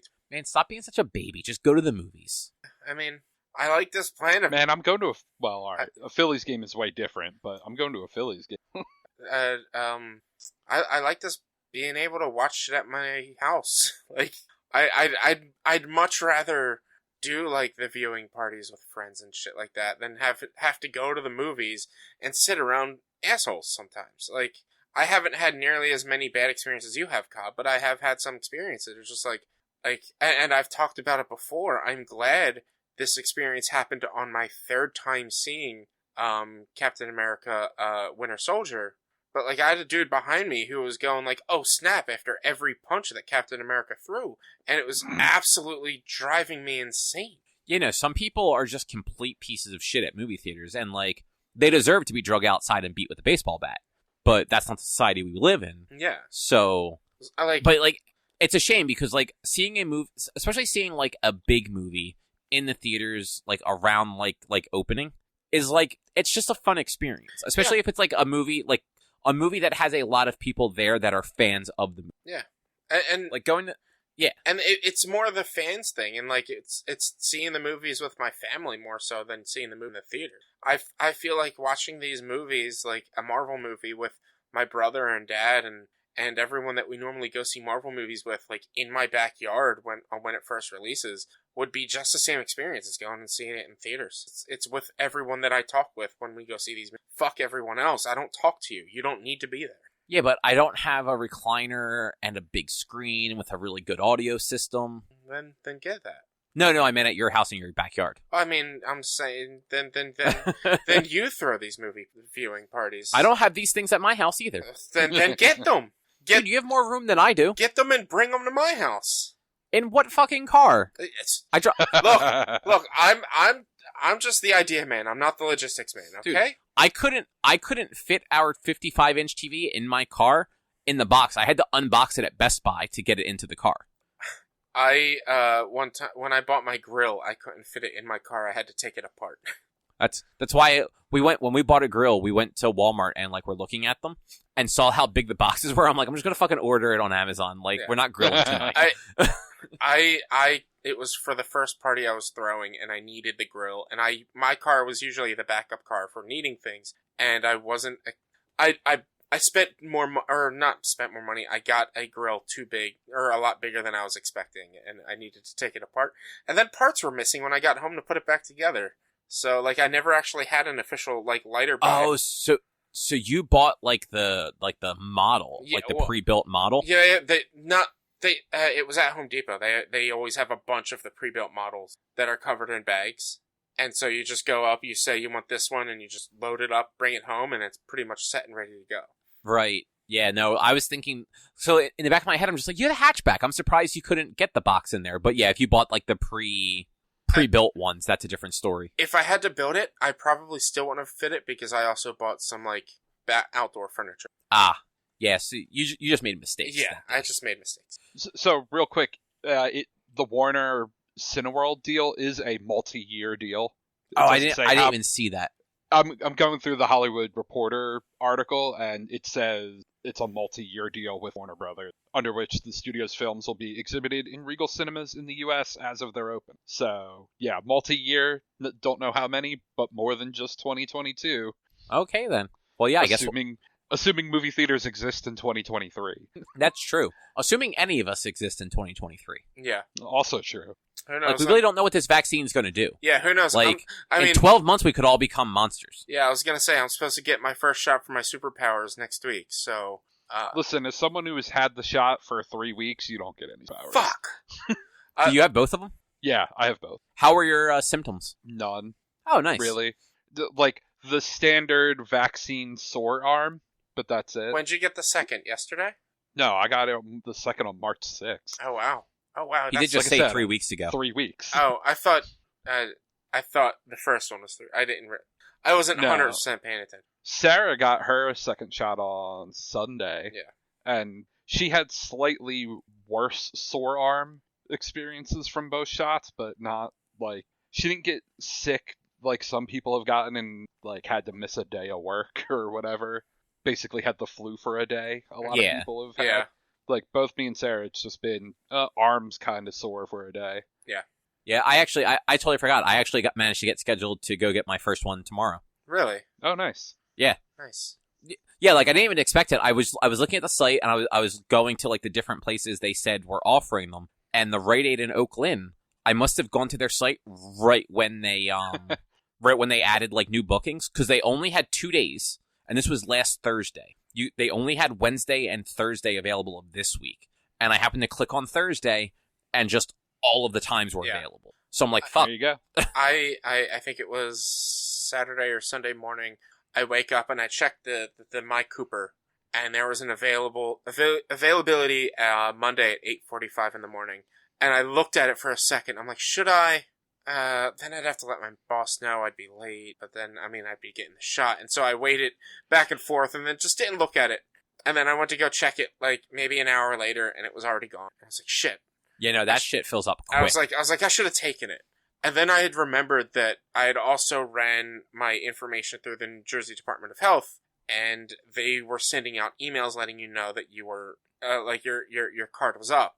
And they had sent me one like 3 weeks ago. And I never looked at it because I already had an appointment scheduled for July. So it's just like, I've already got one. I'm not going to bother setting one up now. But then I was just like, on Sunday, I was just like, you know what, let me just check, see if there's anything earlier. And they had one again for like Monday at 8 o'clock in the morning. And as I click it, it's like, nope, that's gone. And then they had one for Tuesday at 8 o'clock in the morning. Nope, that's gone. And then they had like April 1st at 10 o'clock. I'm like, sure, let's try that. They're like, all right, you're set. I'm like, great. Don't anybody play a joke on me that day. I don't. That'd be hilarious. I don't want to roll up to Rowan and for them to be like, nah, that was fake, because I'd be so mad. It would be very funny though. I have held on to my Cooper appointment just in case something happens with that one. I'm not able to reschedule. I still have the one in July, and I'm holding on to that one until I get my first. Which, that's the right move, just in case. Yeah, exactly. So I forgot to mention this actually last week. Erica and I finished watching Buffy, all 7 seasons. Oh yeah? Yeah, it's for a 20-year-old show, like it ended 18 years ago, I want to say. It ended in 2003. Yeah. It actually holds up really well through all 7 seasons. Mm-hmm. Like, the last 2 seasons are definitely not the peak of the show, but they're still not bad. And while the last season was definitely weird, where, honestly, it's a 20-year-old show, so I'm going to spoil it a little bit. The final season, they're basically fighting something that's not corporeal. Yeah. They're fighting the first evil, so basically the essence of evil. Okay. And this thing also has an army of what they call uber vampires that are stronger, more violent, and just generally deadlier than like your run-of-the-mill vampires that are on the show. Yeah, I mean, early 2000s, you had to make everything cooler with. Yeah, so like they looked more like a Nosferatu sort of vampire, like long claws and teeth and everything like that. Yeah. But like their skin was harder, so that you couldn't get like a stake through them as easily and shit like that. And this first evil was basically sending its acolytes that weren't the uber vamps. They were these other guys that cut their eyeballs out for some weird reason. They sent them around to hunt down all of the potential slayers. Because as the show kind of goes on to explain, and they actually explain it better in Angel, after like in the following season of Angel. Like the opening goes, in every generation there is a slayer, like only one. But there are hundreds, if not thousands, of potential slayers. Mm-hmm. So it's like in any generation there are a bunch of girls that maybe have like these weird dreams about like their predecessors. But when the most recent Slayer dies, only one of them will be activated. So this season involved a lot of that. The last season involved a lot of them going and basically collecting everyone that was like on the list of people that they thought were potential Slayers. Yeah. To like protect them, but also like train them to try and help fight. But at this point, they're just regular fucking teenage girls. There is nothing special about them. They're all fucking useless. In just the worst ways. Like the absolute worst ways. But also, they're now being trained as Slayers. So why can't they just be Slayers? They don't... So, the Slayer power... Like, the Slayers are actually superpowered. Like, they have enhanced strength and speed and agility and durability and healing and all that stuff. Yeah, see, he knows. He doesn't know. But before they're activated, they're just regular-ass girls that have, like, weird dreams about Slayers. Angel actually had the coolest episode after the fact, where one of the potentials was actually, she lost her mind because her and her family were abducted when she was a little girl, and she had to watch this man torture and murder all of her family, and then also torture her, but she got away somehow. But she ended up in an insane asylum for just years and years and years, and couldn't tell the difference between the dreams of a Slayer and what was real. Yeah. So, like, at one point, Spike's in the show, who Spike becomes a good guy. She is confusing him with her tormentor, because she is also having these waking nightmares of when he killed a Slayer in China at the turn of the century. So it was very weird. But, yeah, so what they end up doing, though, with the Slayers is, Willow, Allison Hannigan's character, she becomes like a super witch, and she just magically unlocks all of the potential for every Slayer. So there is no longer like an order of operations to it. Like, a Slayer doesn't die and a new one gets empowered.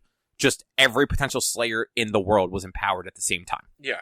So the like 20-ish girls that they had with them all got their powers. But then also like the thousands of other people in the world that were potential Slayers, from like people that appeared to be in like their early 20s down to like young children, like 10 or 11-year-old girls, all got superpowers all of a sudden. And that's kind of like how the show ends, with them just like, all right, well, I guess we have to go track down all these little girls that we just gave fucking superpowers to and hope for the best. So was Buffy canceled, or did it end to end? Like, did they know that was their last season, or did they get They canceled? did know it was the last season. So it is an actual ending. Okay. Sunnydale, like the town where everything happens, that town is magic. Like, that town goes from like being this like kind of portrayed as sort of a small Southern California town, to suddenly being this huge town with its own fucking branch of the University of California. Yeah. But when everything is like said and done, the town actually collapses into a giant sinkhole. Didn't they have like a hellmouth below them or something like that, which is why all the shit was going on? Exactly. So there's a hellmouth underneath of them, which I always assumed was more of like a metaphorical, like it was like a place where like a portal to a hell dimension could open. That's what I. But no, apparently the town was hollow underneath, and it was just this giant chasm of these uber vampires down there. And yeah, so Spike is actually the one that saves the day by sacrificing himself with a magic amulet that basically creates artificial sunlight and destroys all the uber vamps, but then also destroys him. Yeah. And in the process, the whole town collapses, and it's a very 90s action movie bullshit where all the potential slayers and everyone that didn't die are racing through the town on a bus as like the city collapses behind them. Gotta love it. Meanwhile, Buffy, who left after everybody else because she stayed with Spike till like the last minute, is seen running across rooftops trying to catch up to the bus until finally diving onto the top of the bus from a roof and like holding on as the bus like finally makes it out of town and like skids to a halt as like it just suddenly stops collapsing in on itself. And they all get out of the car and like look at like the just pit that used to be their city. I love 90s. It's so bad. Yeah. No, that was a fun show though. Like I said, the last 2 seasons had their ups and downs. But like it was a fun show, and most of the characters were actually like you liked seeing these characters. Like there were a few that sucked, but like for the most part you liked seeing them. Yeah. And even like the bad guys like were generally like the villain of the seasons were generally interesting. Like Nathan Fillion was actually a multi-episode villain in this last season. He played a preacher, but like a super sexist one who just thought all women were just pure evil. Like everything wrong in the world was because of women. Wait, and that women needed to know their place. They're not evil? And that's why you're alone. I mean, I don't think I don't think the rest of the stuff. I was just asking. They're not evil. I've always been told by married people that women are evil. No, have you ever told a married person that said that?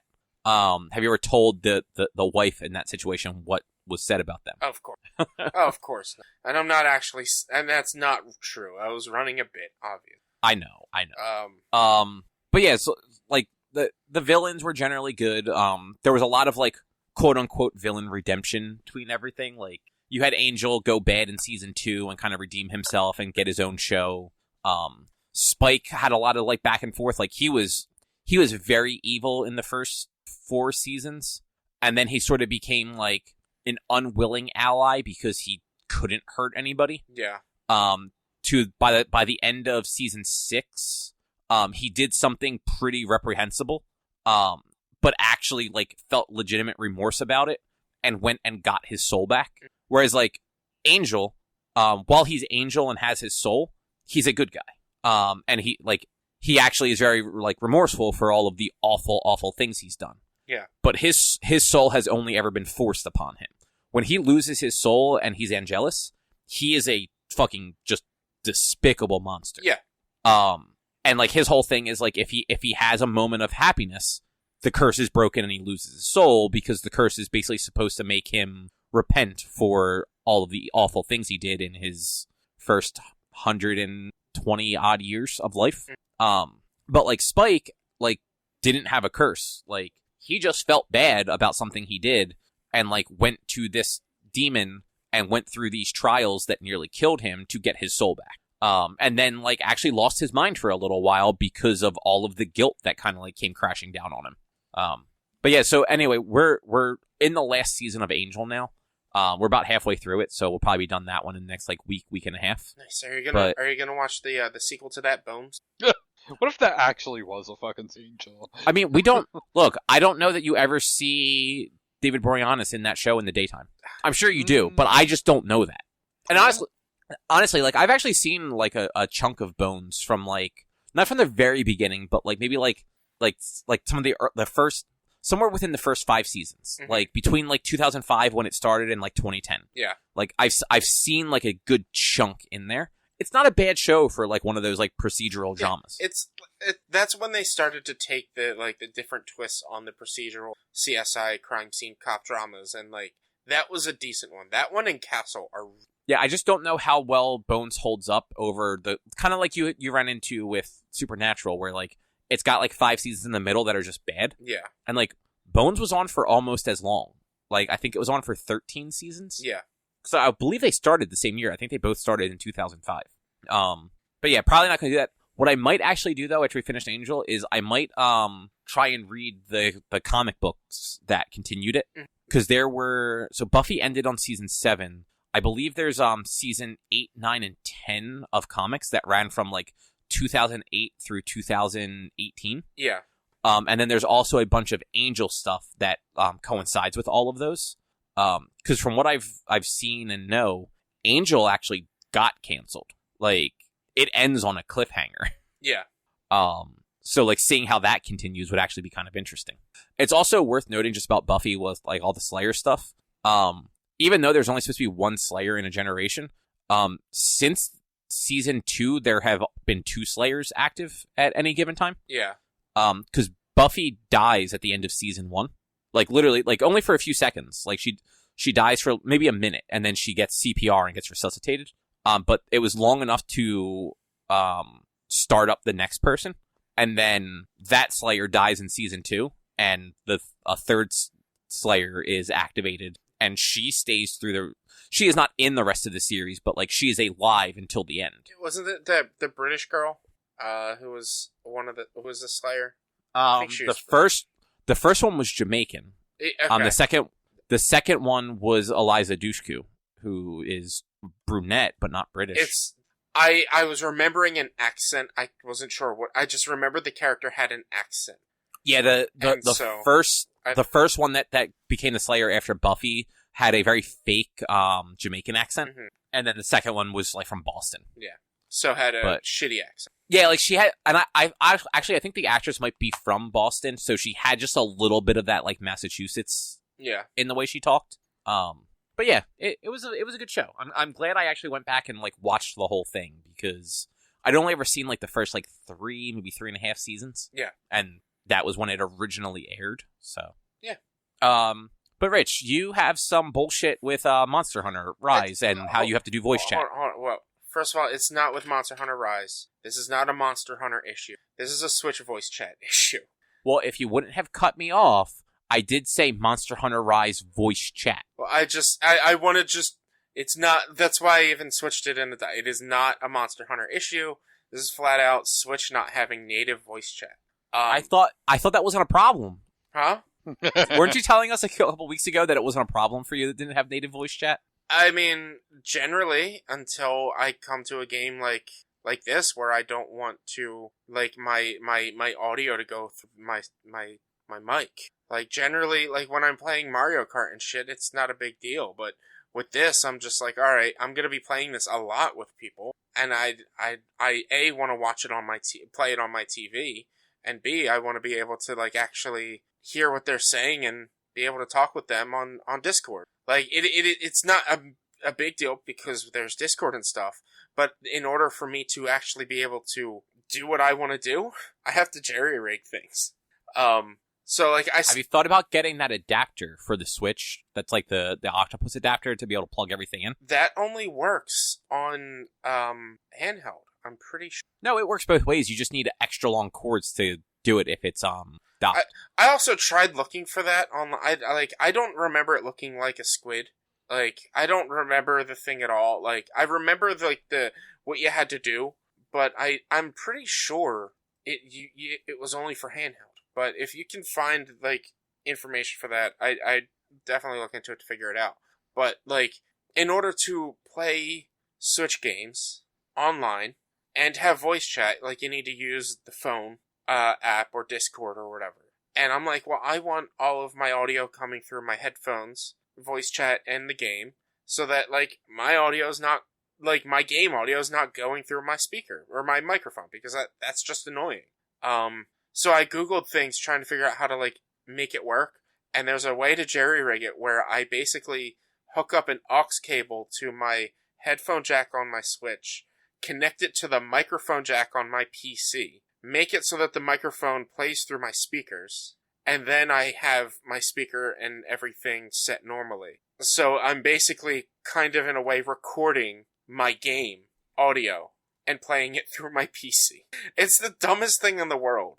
That really is just all sorts of stupid. And so I bought a new aux cable, and I ended up having to buy a grounder for it as well, because with the Switch on the dock, you get feedback noise. When you have like everything plugged in, so I had to buy like a grounder to plug in first to get rid of that feedback. And I'm just like, this is the dumbest thing in the world. Like, why? I don't understand how hard it is to set up some form of just native voice chat now. Like, why can't they just, like, patch in some form of voice chat on the system? Because I don't think... So the hardware can't support it because it doesn't support the microphone line on a headphone jack. Nope, it totally does. You can play... Oh, I thought it didn't. You can play Fortnite with voice chat with a USB headset.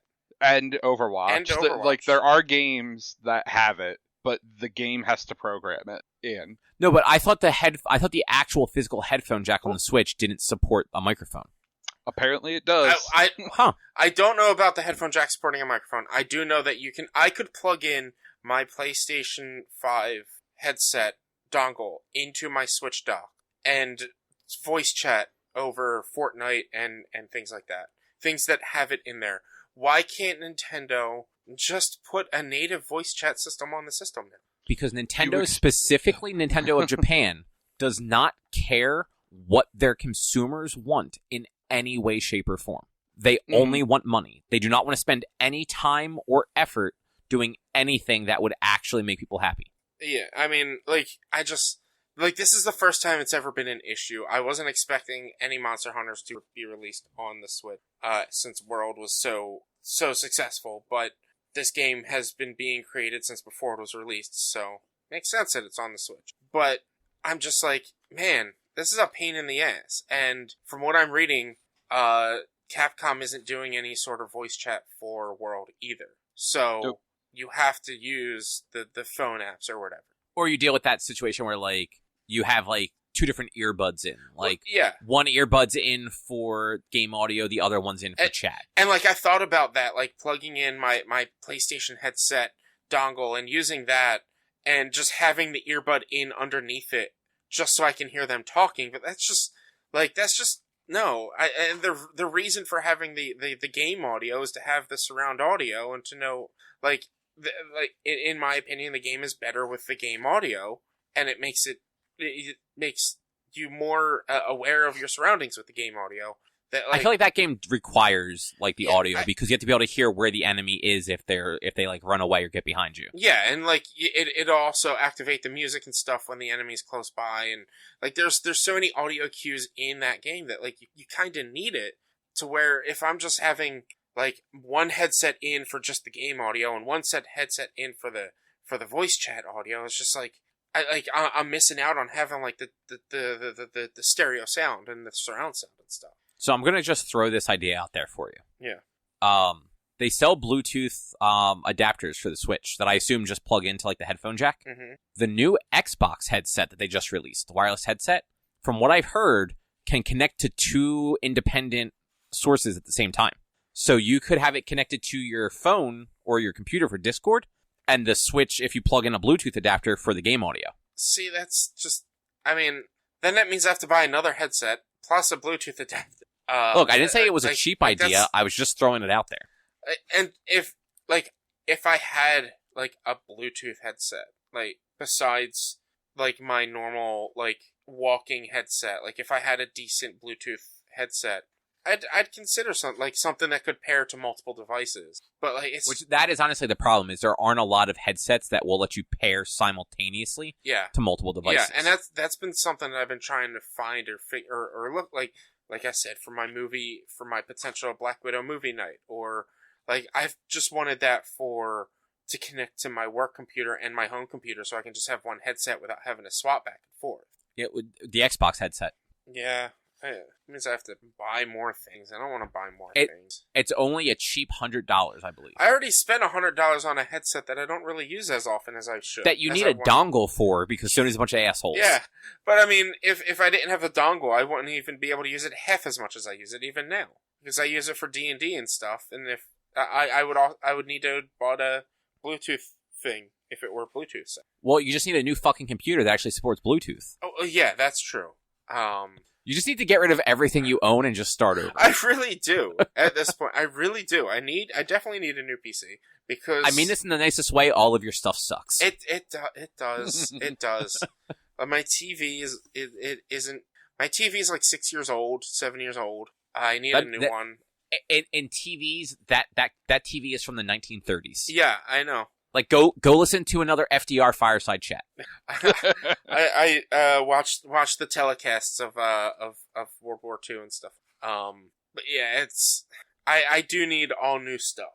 But like this, I thought this was just ridiculous what I had to do in order to just like and like I might be just going the extra mile, just wanting to just like have all of that going through one where it's not entirely needed.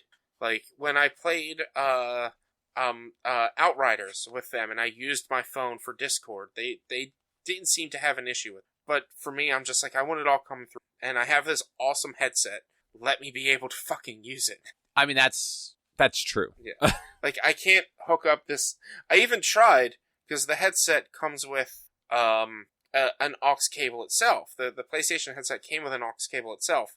You can't use that for two different things. It's either you use the aux cable or you use the dongle. You can't use both at once. Right. I remember you saying that.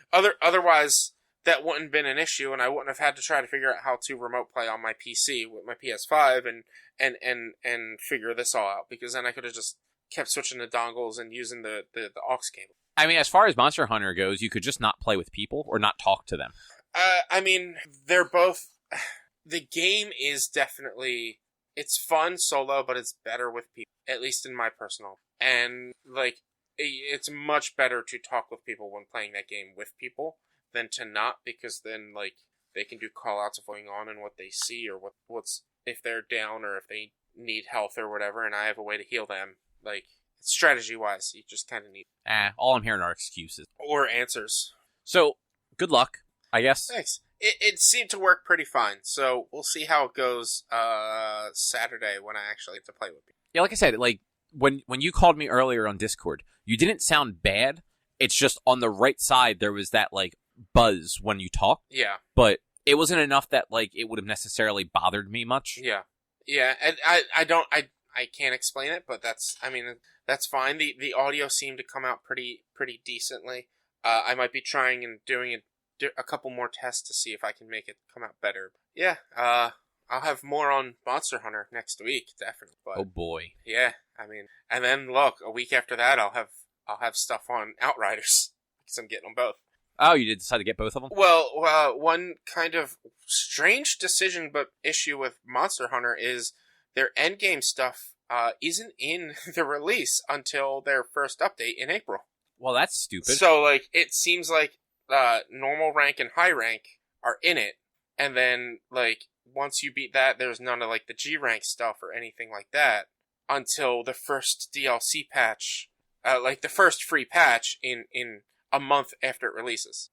The first patch is supposed to come out the end of April. So, It's a weird decision they made, but there's the customization of a lot of things in that game is a lot broader than it's been in previous games. So maybe they're trying to, like, give people time to be able to, like, actually practice with their styles and things like that. Plus, also, potentially COVID, and it just wasn't quite finished. Look, hopefully that patch comes out in April for you, and it's not like Avengers, where they still haven't patched in endgame. Well, I mean, they've patched in 2 endgames. There's supposed to be, like, actual endgame content. Yeah, they've just patched in additional stories. Yeah, there's supposed to be raids and stuff, but we'll get to that. Yeah. So... couple PlayStation, Sony-related things to talk about. Did you guys see the new PSVR 2 controllers that were revealed? Nope. They look like the Sony Ericsson logo. I don't remember what that logo looks like. Click on the link in the document, and you'll see a picture of them. Things. Honestly, they look kind of like a futuristic controller. Like, it looks like something that would have been in, like, a sci-fi show in, like, the 80s. Okay. But yeah... I mean, they kind of look like the Oculus controllers. They do. They actually, I thought they kind of looked like a cross between the Oculus controller and the Valve Index controllers. Okay, yeah. But if you also Google Sony Ericsson logo, the new controller, when it's held at certain angles, looks very much like the Sony Ericsson logo. Okay, yeah. But on the good side of it, it's going to contain, and they kind of alluded to this, a bunch of features that DualSense has, like the adaptive triggers and the haptic feedback.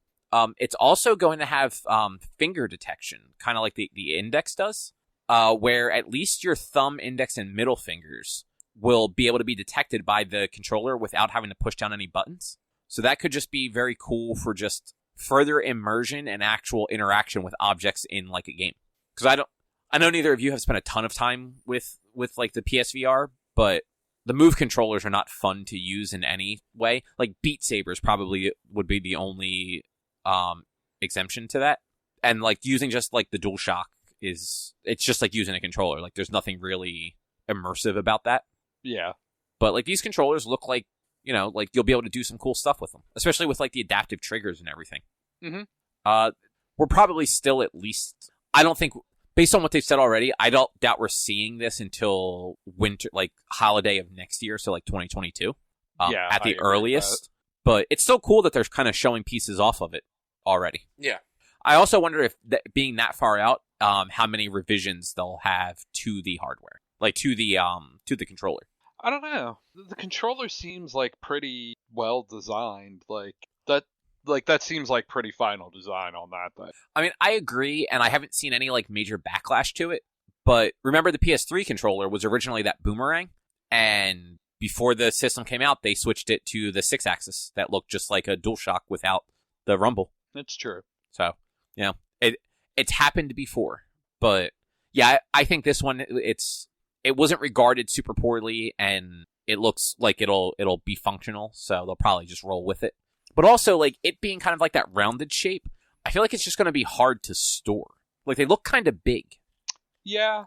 They'll sell a stand. Oh, yeah. You put everything on. Yeah, no, 100%. They hook on the side, and you put the headset on the top. But it's only going to sort of clip into something. So, like, if anyone breathes on it, everything just falls off of it. Yeah. So, yeah, that was... I thought that was neat. They also... This is not confirmed. It's being reported by thegamer.com, who I've never heard of before this. But they have an unnamed source that says the PS3 and PSP digital stores are going to close on July 2nd, and the PS Vita store is going to close on August 27th. Yeah, that would kind of suck, although I'm sort of surprised the PSP store is still up. Yeah, like, I doubt people are necessarily buying stuff on them. But, like, the Vita still actually is releasing, like, games here and there on the store. Usually, like, indie games and stuff like that, but, like, games are being released digitally for it still. And if this happens, that's done. Like, no more indie games on the Vita. They'll also be locking out, like, a pretty large catalog of games that will just be unavailable to purchase in any way, shape, or form. There were plenty of games that released on the PS3 and the Vita in particular, like indie games that only had digital releases that only released into the Sony ecosystem. Some of them might have made their way to like PC and stuff since then, so like anyone with a PC could get them.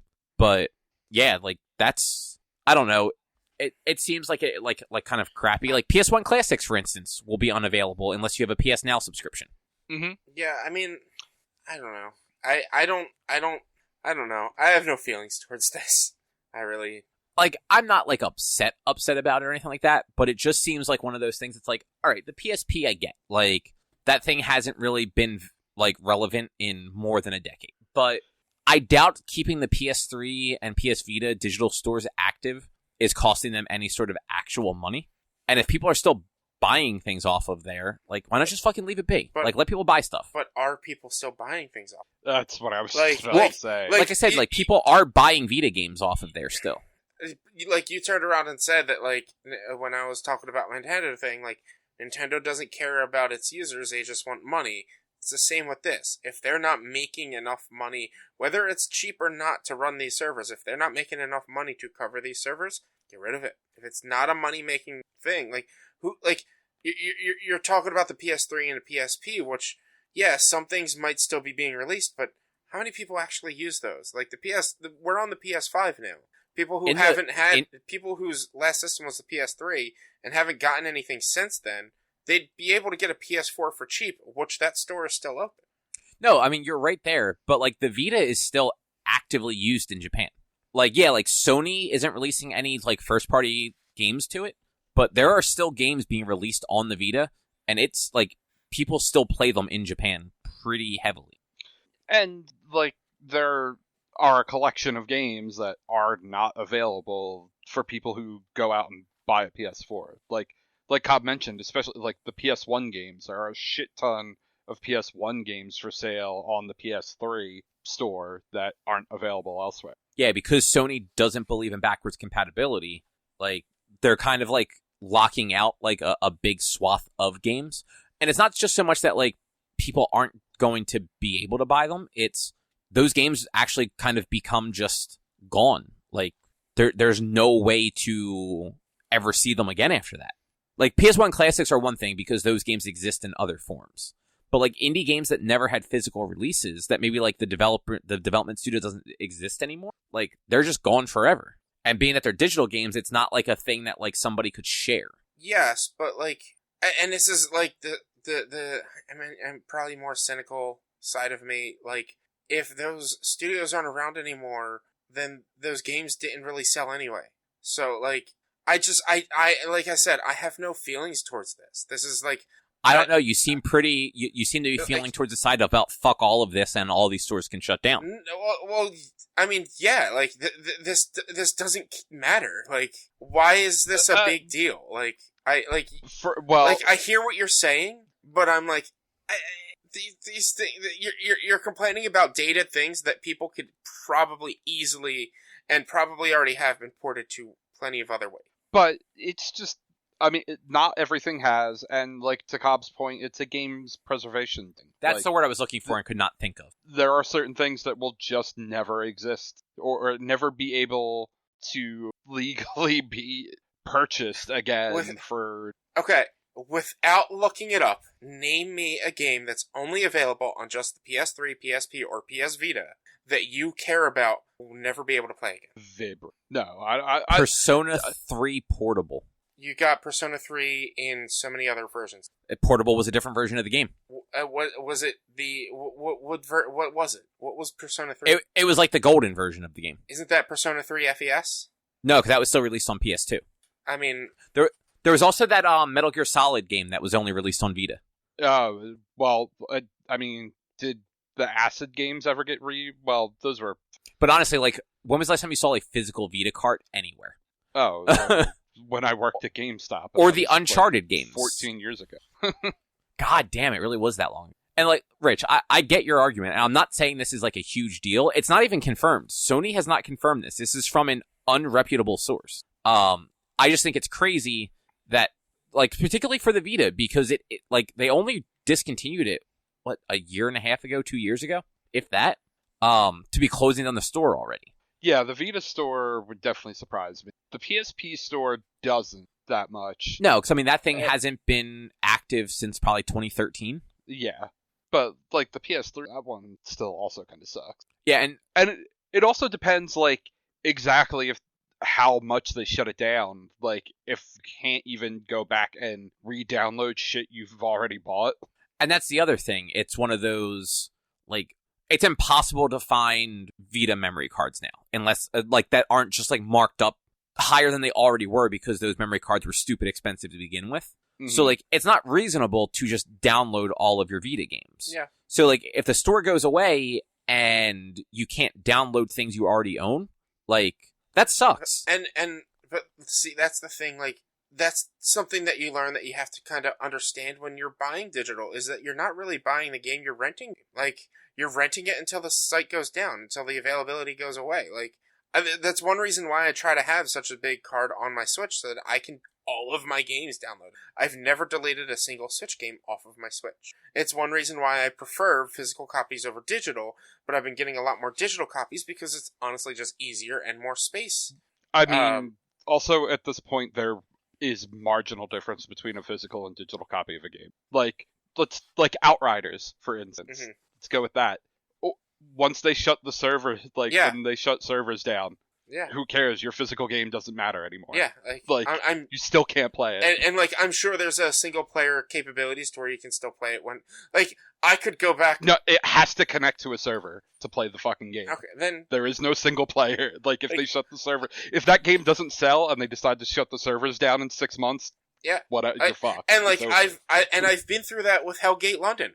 We were all big on Hellgate London, and we spent we got the lifetime, because it was going to be like an MMO-esque monthly fee, but you could buy the lifetime version, and that game died in 3 months. Oh, dude, I was so glad I hated that beta, because then I didn't even fucking buy that. And it's game. I'm like that's kind of what puts me at this point of. So you've been fucked over so many times that you're just bitter to everybody. I mean, fuck everybody else because you had a few bad experiences. But it's like I made this argument back when they gave people Maneater for free on the PS5. Maybe not as much Maneater, but I could make the argument that I bought this game 4 months ago, but I'm not getting it for free. But somebody who bought it yesterday gets it for free. To me, I'm just that's just the gamble of buying games digital and online. If you're buying a digital version, you have a chance of never being able to play that game again. That's just... You're not wrong. It doesn't make it not suck. It doesn't make it not suck, but it's the same feeling I have towards those people when they post those things on Facebook of, well, share this if you don't want Facebook stealing your identity, blah, blah. No, you agree to a terms of service that takes 3 years to read. Well, hold on. No, that's a whole different thing, because those people are stupid, because sharing anything like that doesn't actually do anything. Well, I know, but it's the people who are saying, I can't believe Facebook is taking my picture. Well, you agreed to it on a terms of service. You should have read that and understood what you were reading before you actually agreed to it, instead of just clicking that button. The same thing with buying digital. You're essentially agreeing to, this game is mine until your servers. And then you have, Microsoft, who is just fuck it. All of our games are available. Yeah, they keep pushing the backwards compatibility and, keep adding ways to continue backwards compatibility on all their systems and making all their games available on the PC, basically.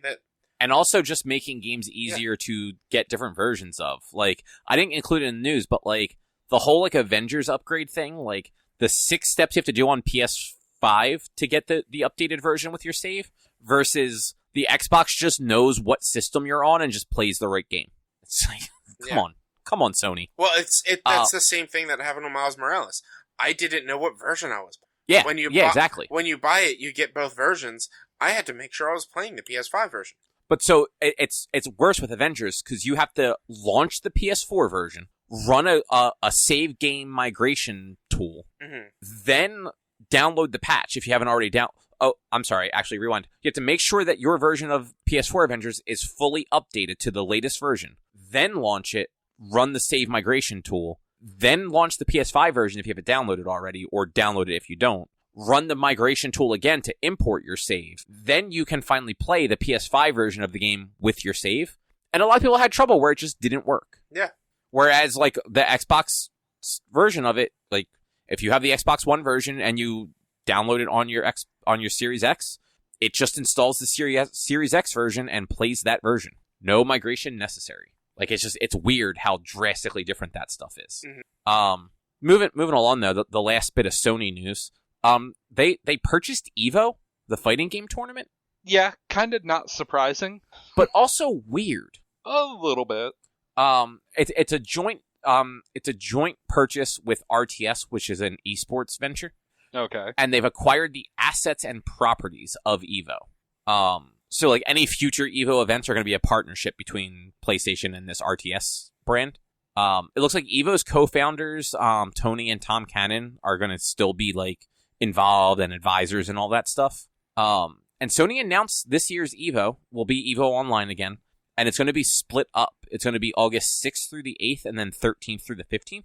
All of the normal games are going to be there: Tekken, Street Fighter, Mortal Kombat, Guilty Gear. I didn't see on the list that IGN had Dragon Ball FighterZ, which has been a big game in the last few years. And it also looks like Smash Brothers won't be there officially.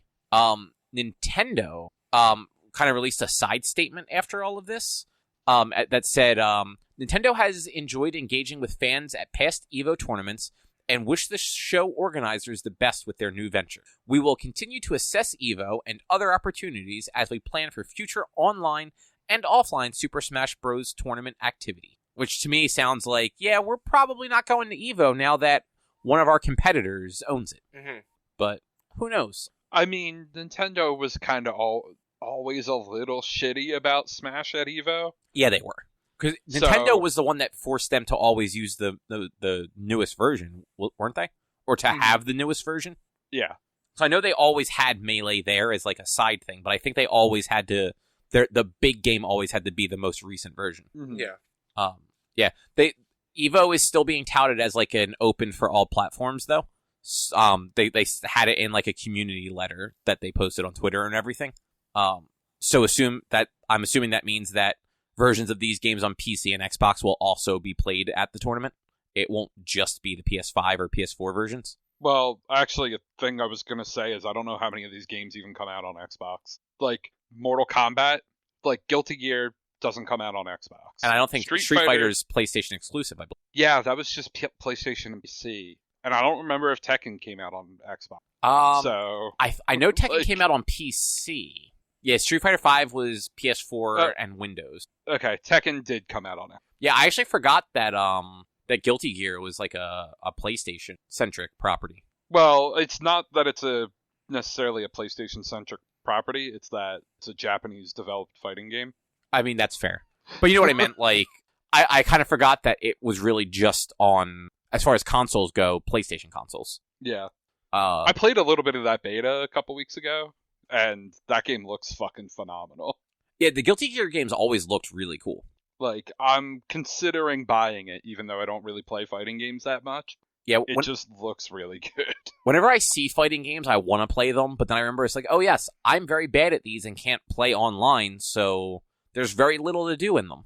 Because like generally, like your single player stuff is usually pretty watered down anymore, and not difficult because AI is not very smart. But then as soon as you go online, it's just like, oh right, I can't even punch somebody. Oh, fucking video games. So that Gotham Knights game that WB Montreal was working on has been delayed to 2022. It's supposed to come out this year. I forgot it was even a thing. Yeah, I actually did too. Though this was, of the two DC-centric games that were announced, this was the one that looked more interesting to me. The other one was Rocksteady's Suicide Squad Kill the Justice League. Right. Now both of those games are due out in 2022. Gotham Knight was the one that you would be able to play as Nightwing, Batgirl, Robin, and Red Hood. And Batman was apparently dead. But yeah, it's not coming out this year anymore. So hopefully that means that it will be a better game when it releases, but who really knows? Because both of those games had like a sort of like a games as a service, live service vibe to them, and that doesn't always go well. So we'll see. Did either of you watch the Square Enix Presents thing last week? I did not. I did. Don't really remember a lot of it. I'm not going to be. I'm going to be totally like it. There was a few things that interested me, and I don't think I took notes on it. But there were a few things that interested me. But for the most part, I was just like, "This is cool. That's cool. This is cool." But nothing too crazy, in my opinion. Yeah. So I actually didn't watch it. I just kind of read about it after the fact. I only really wrote down a couple of things that I figured would actually be like worth bringing up. The first one is they announced a new Life is Strange game. It's going to be called Life is Strange True Colors, and it's going to launch on September 10th of this year. It's actually going to be one full game, though. It's not going to be episodic like all the previous releases have been, which is actually kind of cool because that was... What the fuck?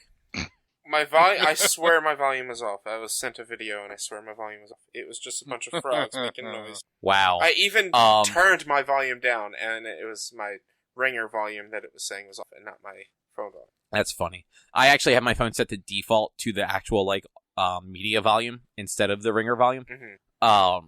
Who has ringed on it? That's true. I- My phone is basically exclusively on silent. Mine's always Yeah, exclusively on vibrate, but like I don't even have it on vibrate. I don't remember the last time I've had my phone actually thing. Like, So you just miss a lot of phone calls if you get them? nah, I mean, I'm usually wearing a headset, like, most of the day. Like, and that will still ring. Oh, yeah, But- yeah. That's true. I will, like, I do kind of miss phone calls when I'm, like, not during work hours, I guess, so I don't actually have a headset on. But I'll see it, like, 10 seconds later or whatever and call Yeah. someone right back. I get mocked by my coworker, aka my sister, who works 6 feet away from me, because I'm in a number of group texts, and so at any given point in time, there's at least 3 people talking in each of them at one point, and so it's just all you hear most of the days, because it's sitting on my desk, like Yeah, fuck that. Take it off fucking vibrate. Put that fucking shit on silent. Be an adult in 2021. Fuck Like- ringtone. I have my phone will vibrate for text messages and for like calls. Everything else, like any other messaging app or whatever, is set to silent. So like Facebook Messenger does not vibrate when I get a Facebook message. Yeah, I like to have the vibration because sometimes I don't notice. Like, I don't have my phone set to like the always on modes or whatever. I like the screen to turn off. So sometimes. Oh yeah, my screen turns off. So sometimes I like the no, like I know some people they say their phone is quote off, but like the clock is still on there and stuff like that, and you can see the notifications. And it's just mine black. doesn't do that. So, No. like, some people consider that off when it's, like, an always-on mode or whatever. I hate it. And I would much rather the screen be flat off, like you're saying. And so I have the vibration on and just at a good enough sound to where, like, I can hear it, because if I can't hear it, I won't know that I'm getting messages sometimes. Because I won't see the blink on my notification light. Or, like, anytime I'll check it. And this... As like crazy as this may sound, anytime I check to see if I have a notification without having to turn my phone on, it's always looking at it when the light is off. I swear to Jesus. Yeah, see, my phone, like the screen goes off, but certain apps, when I get notifications, it lights up the edge of it in blue, and then will like briefly it won't show the notification, but it'll briefly show like an icon like at the top of just what app had the notification, and then turn off again. My phone has the notification light, so green is for Facebook Messenger, blue is for general Messenger, yellow is for Snapchat and Time Hop, and purple or Discord. And so like I'll like if I see it blinking one of those colors, I'll be like, oh, I have a message in one of those things. But I don't always see it blinking in that, so I make sure to have it on vibrate so that I hear the vibration when it goes off on a table or whatever, so I know to look. That's fair, I guess. So Nothing's that important. And if it is, they'll keep messaging. I just don't like to let people wait. you let us wait for like 20 minutes today. Yeah, motherfucker, what the fuck? Fuck that.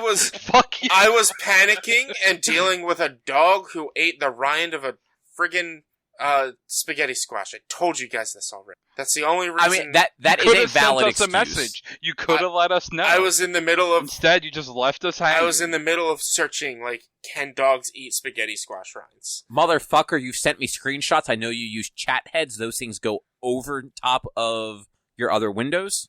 And I sent you a message letting you know that the invite went out for the call. Yeah, but I was more. That's the one time where I'm like, this is more important, and I need to look this up, and Yep. they'll understand. Fuck everybody waiting. I have to keep Googling. They'll understand when I show up why I was 10 minutes late. No, and I do understand that. Like, had our dogs done something like that, I probably would have done the same thing. Yeah. Though I would have had the common courtesy to simply shoot a quick message of like, "Hey, I'm running late. Something happened with the dogs."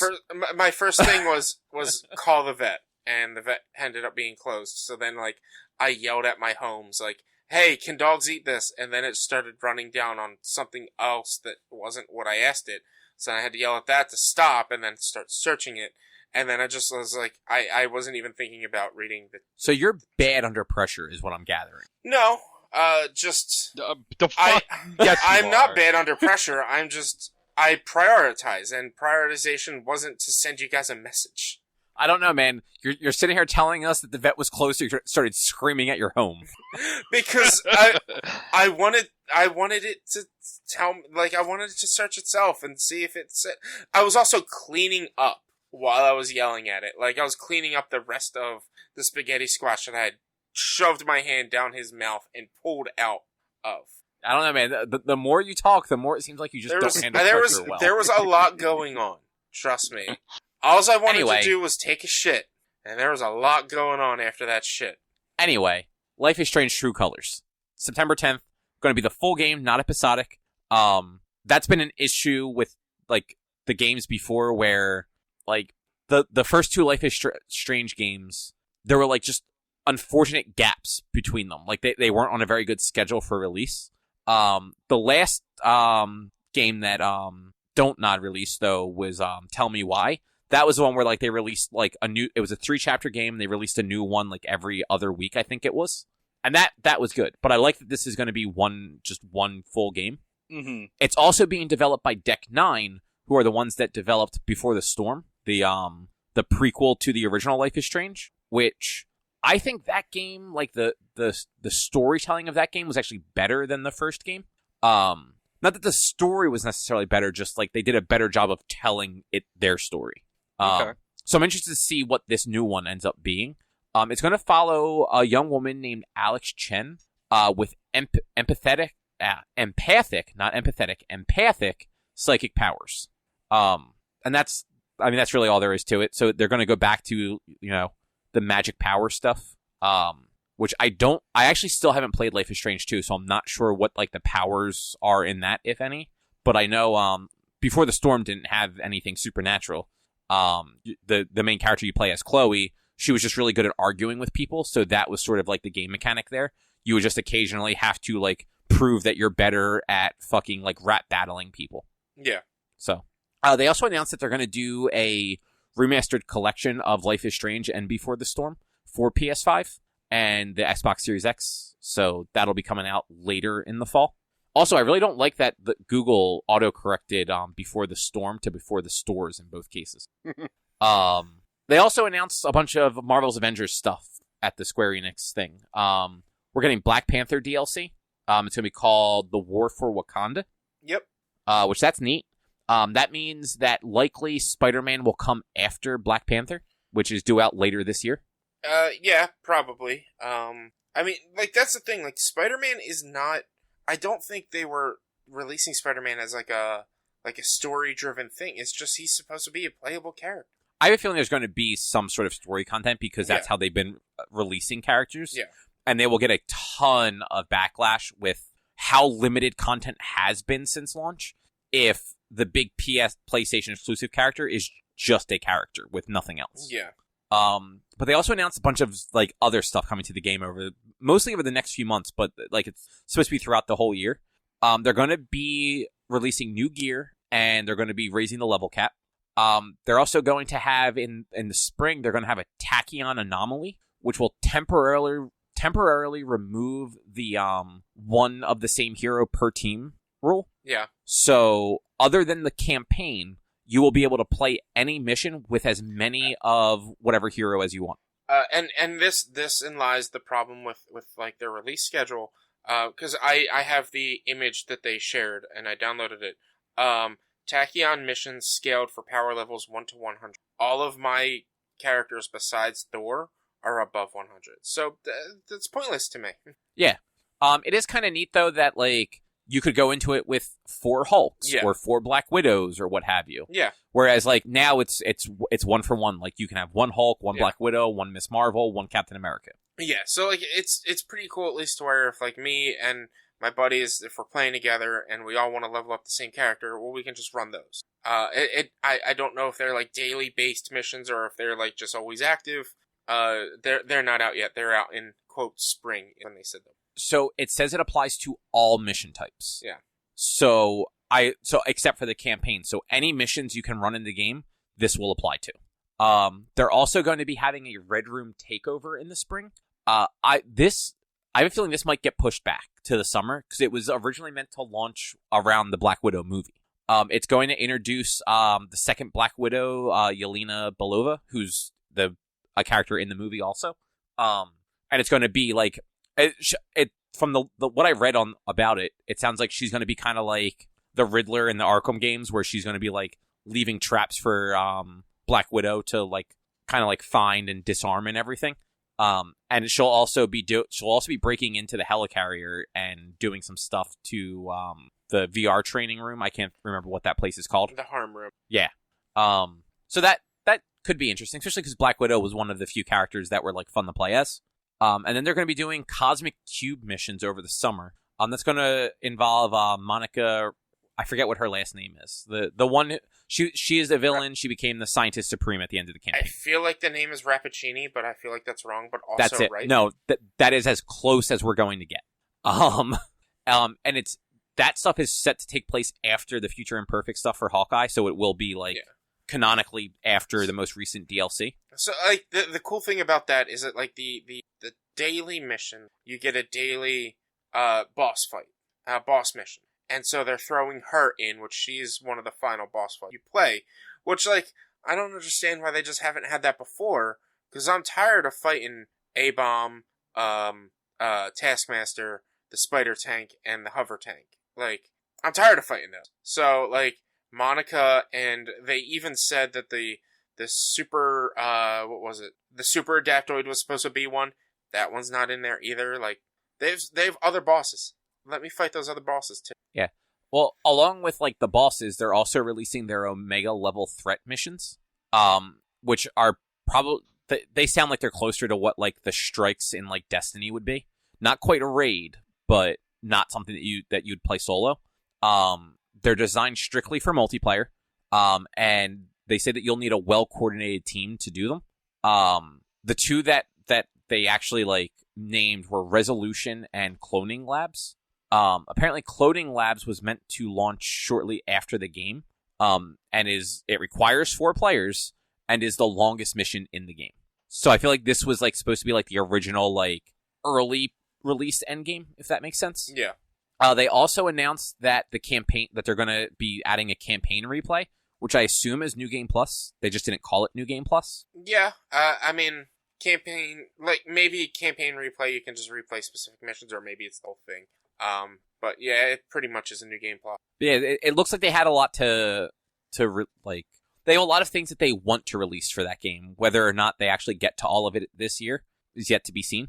But at least it looks like they're trying to add that like quote unquote end game content to it for people like you, Rich, that did spend the time getting all of your characters to level cap and really have nothing else to do. Yeah, it's one of the reasons why I also haven't gone back to play the Clint stuff. Like, I want to support them because the story was great, and I thought the game was fun, but at the same time, that like, I can jump in, and I probably will jump in and play it for 5 hours, beat Clint stuff tomorrow, and not have to worry about playing the game again until Wakanda comes out, essentially. Unless I have friends who end up going back and playing it.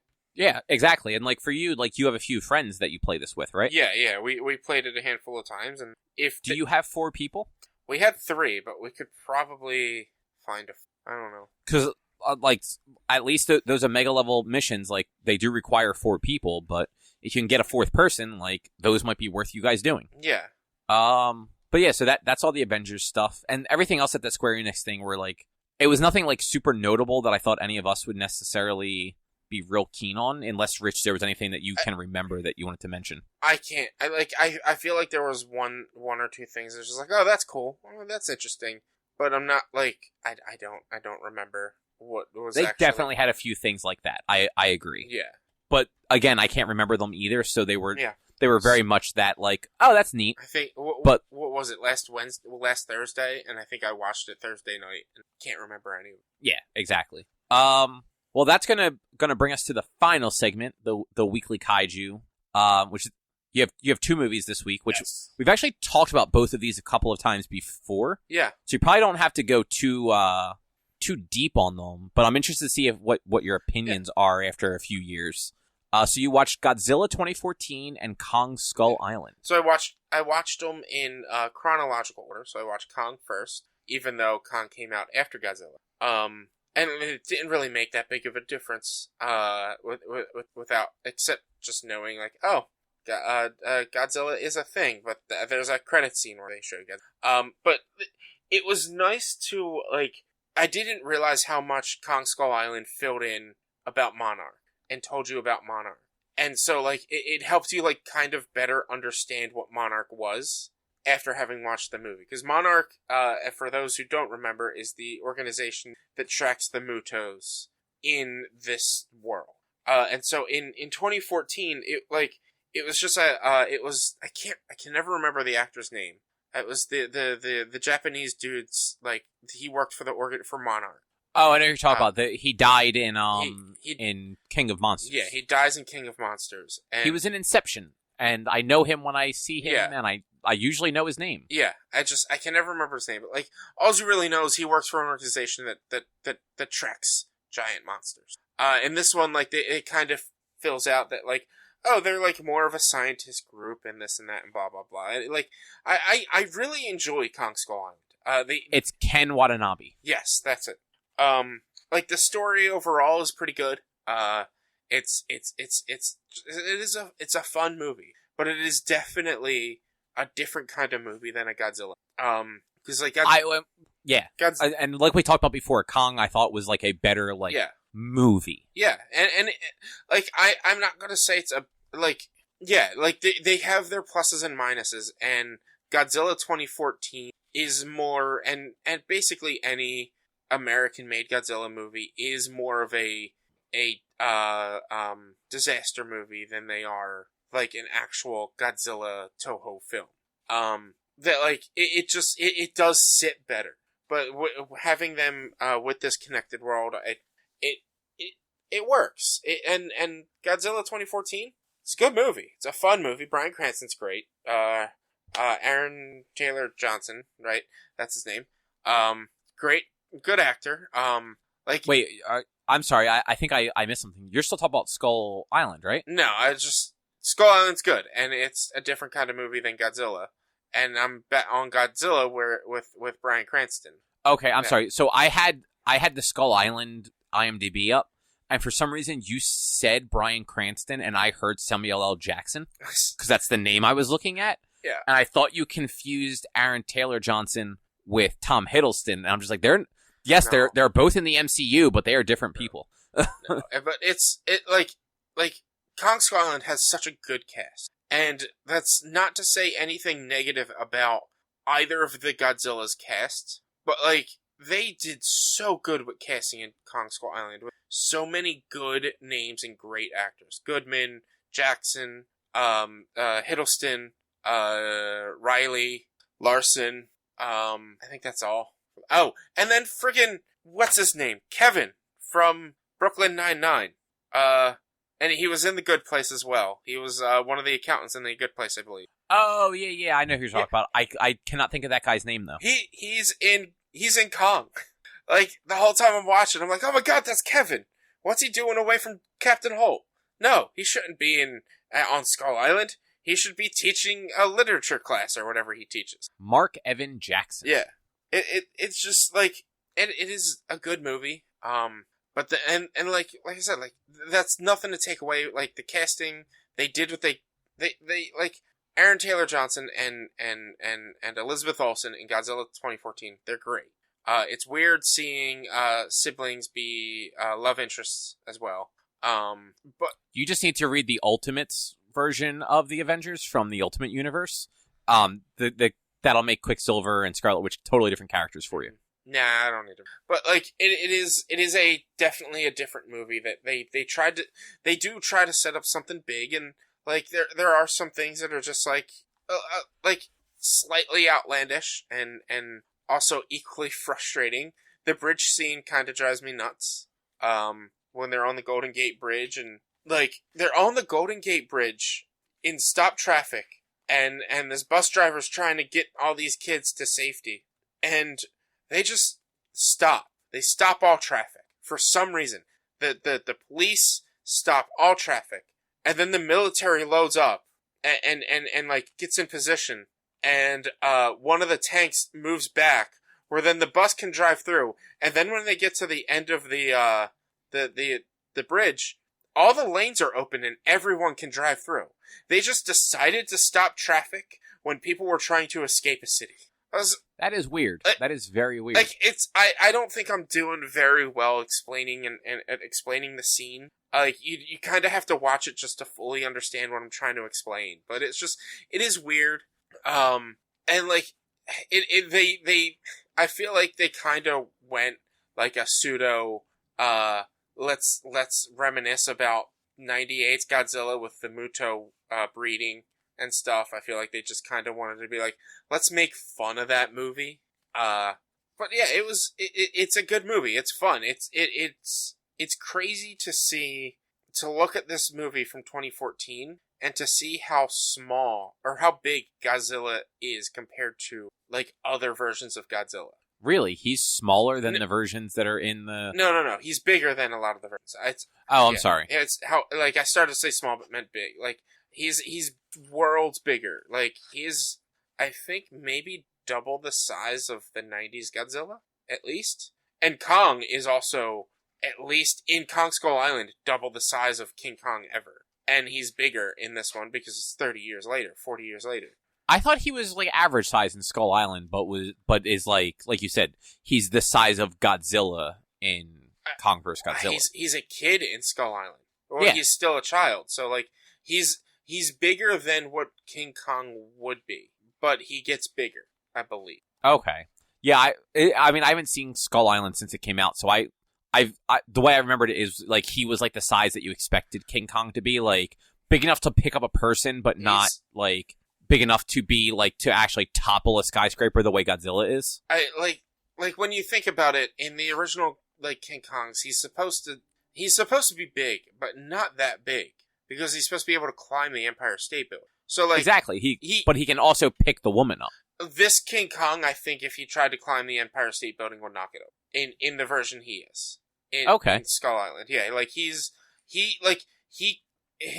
eye is as big as Brie Larson is tall. Because there is a point where like they see his face, and his eye is about as big as Brie Larson. Look, we don't know how. Maybe Brie Larson is only like 2'3".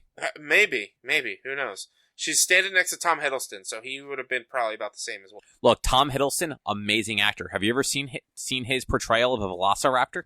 I think I have. Like, if I didn't know any better, I would have sworn a Velociraptor just walked onto the stage. But fucking, it was Tom Hiddleston the whole time. But yeah, so they're both good films. And like it, I'll say Godzilla 2014, definitely not my favorite, but definitely nowhere near the worst, and definitely not even in the bottom, 30 movies? Definitely not in the bottom 50. Like, it's within top 10, top 15 of Godzilla. And so next week it's King of Monsters, or this weekend, on Saturday, after I watch My Hero, I'll be watching King of Monsters. And maybe, depending on how work goes on Wednesday, might be able to watch Godzilla vs. King Kong. Maybe. Which, I mean, that's not a bad thing if you can. No, because then that also moves my timeline up for Kaiju films, and I'll be able to watch Godzilla Millennium next Saturday. Oh wow, yes. So you are getting into the year 2000. I forgot about that. I'm Godzilla 2000, which came out in 1999. It's the next film after King of Monsters, and Godzilla vs. King Kong. So I might be able to, if I can watch it, I can move my timeline up one additional week, and watch Godzilla 2000, and get me that much closer to Shin Godzilla, which I'm really looking forward. That movie, it is part of, I think it's the last era, which is not even part of the Millennium era, and it is distributed by Funimation, and it's a live action film, but it is just bonkers. Like, I've said it a number of times. Just look up Shin Godzilla. He has 3 different forms in that movie, and it was supposed to go even more. And it is the epitome of Godzilla disaster film. Okay, then. Yeah.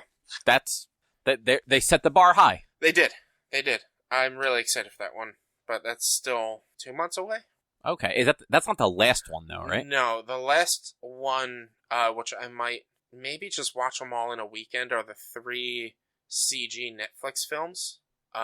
Okay, so they're probably only like 90 minutes anyway. Something like that. So I might just move them all, because they're all back to back to back connected.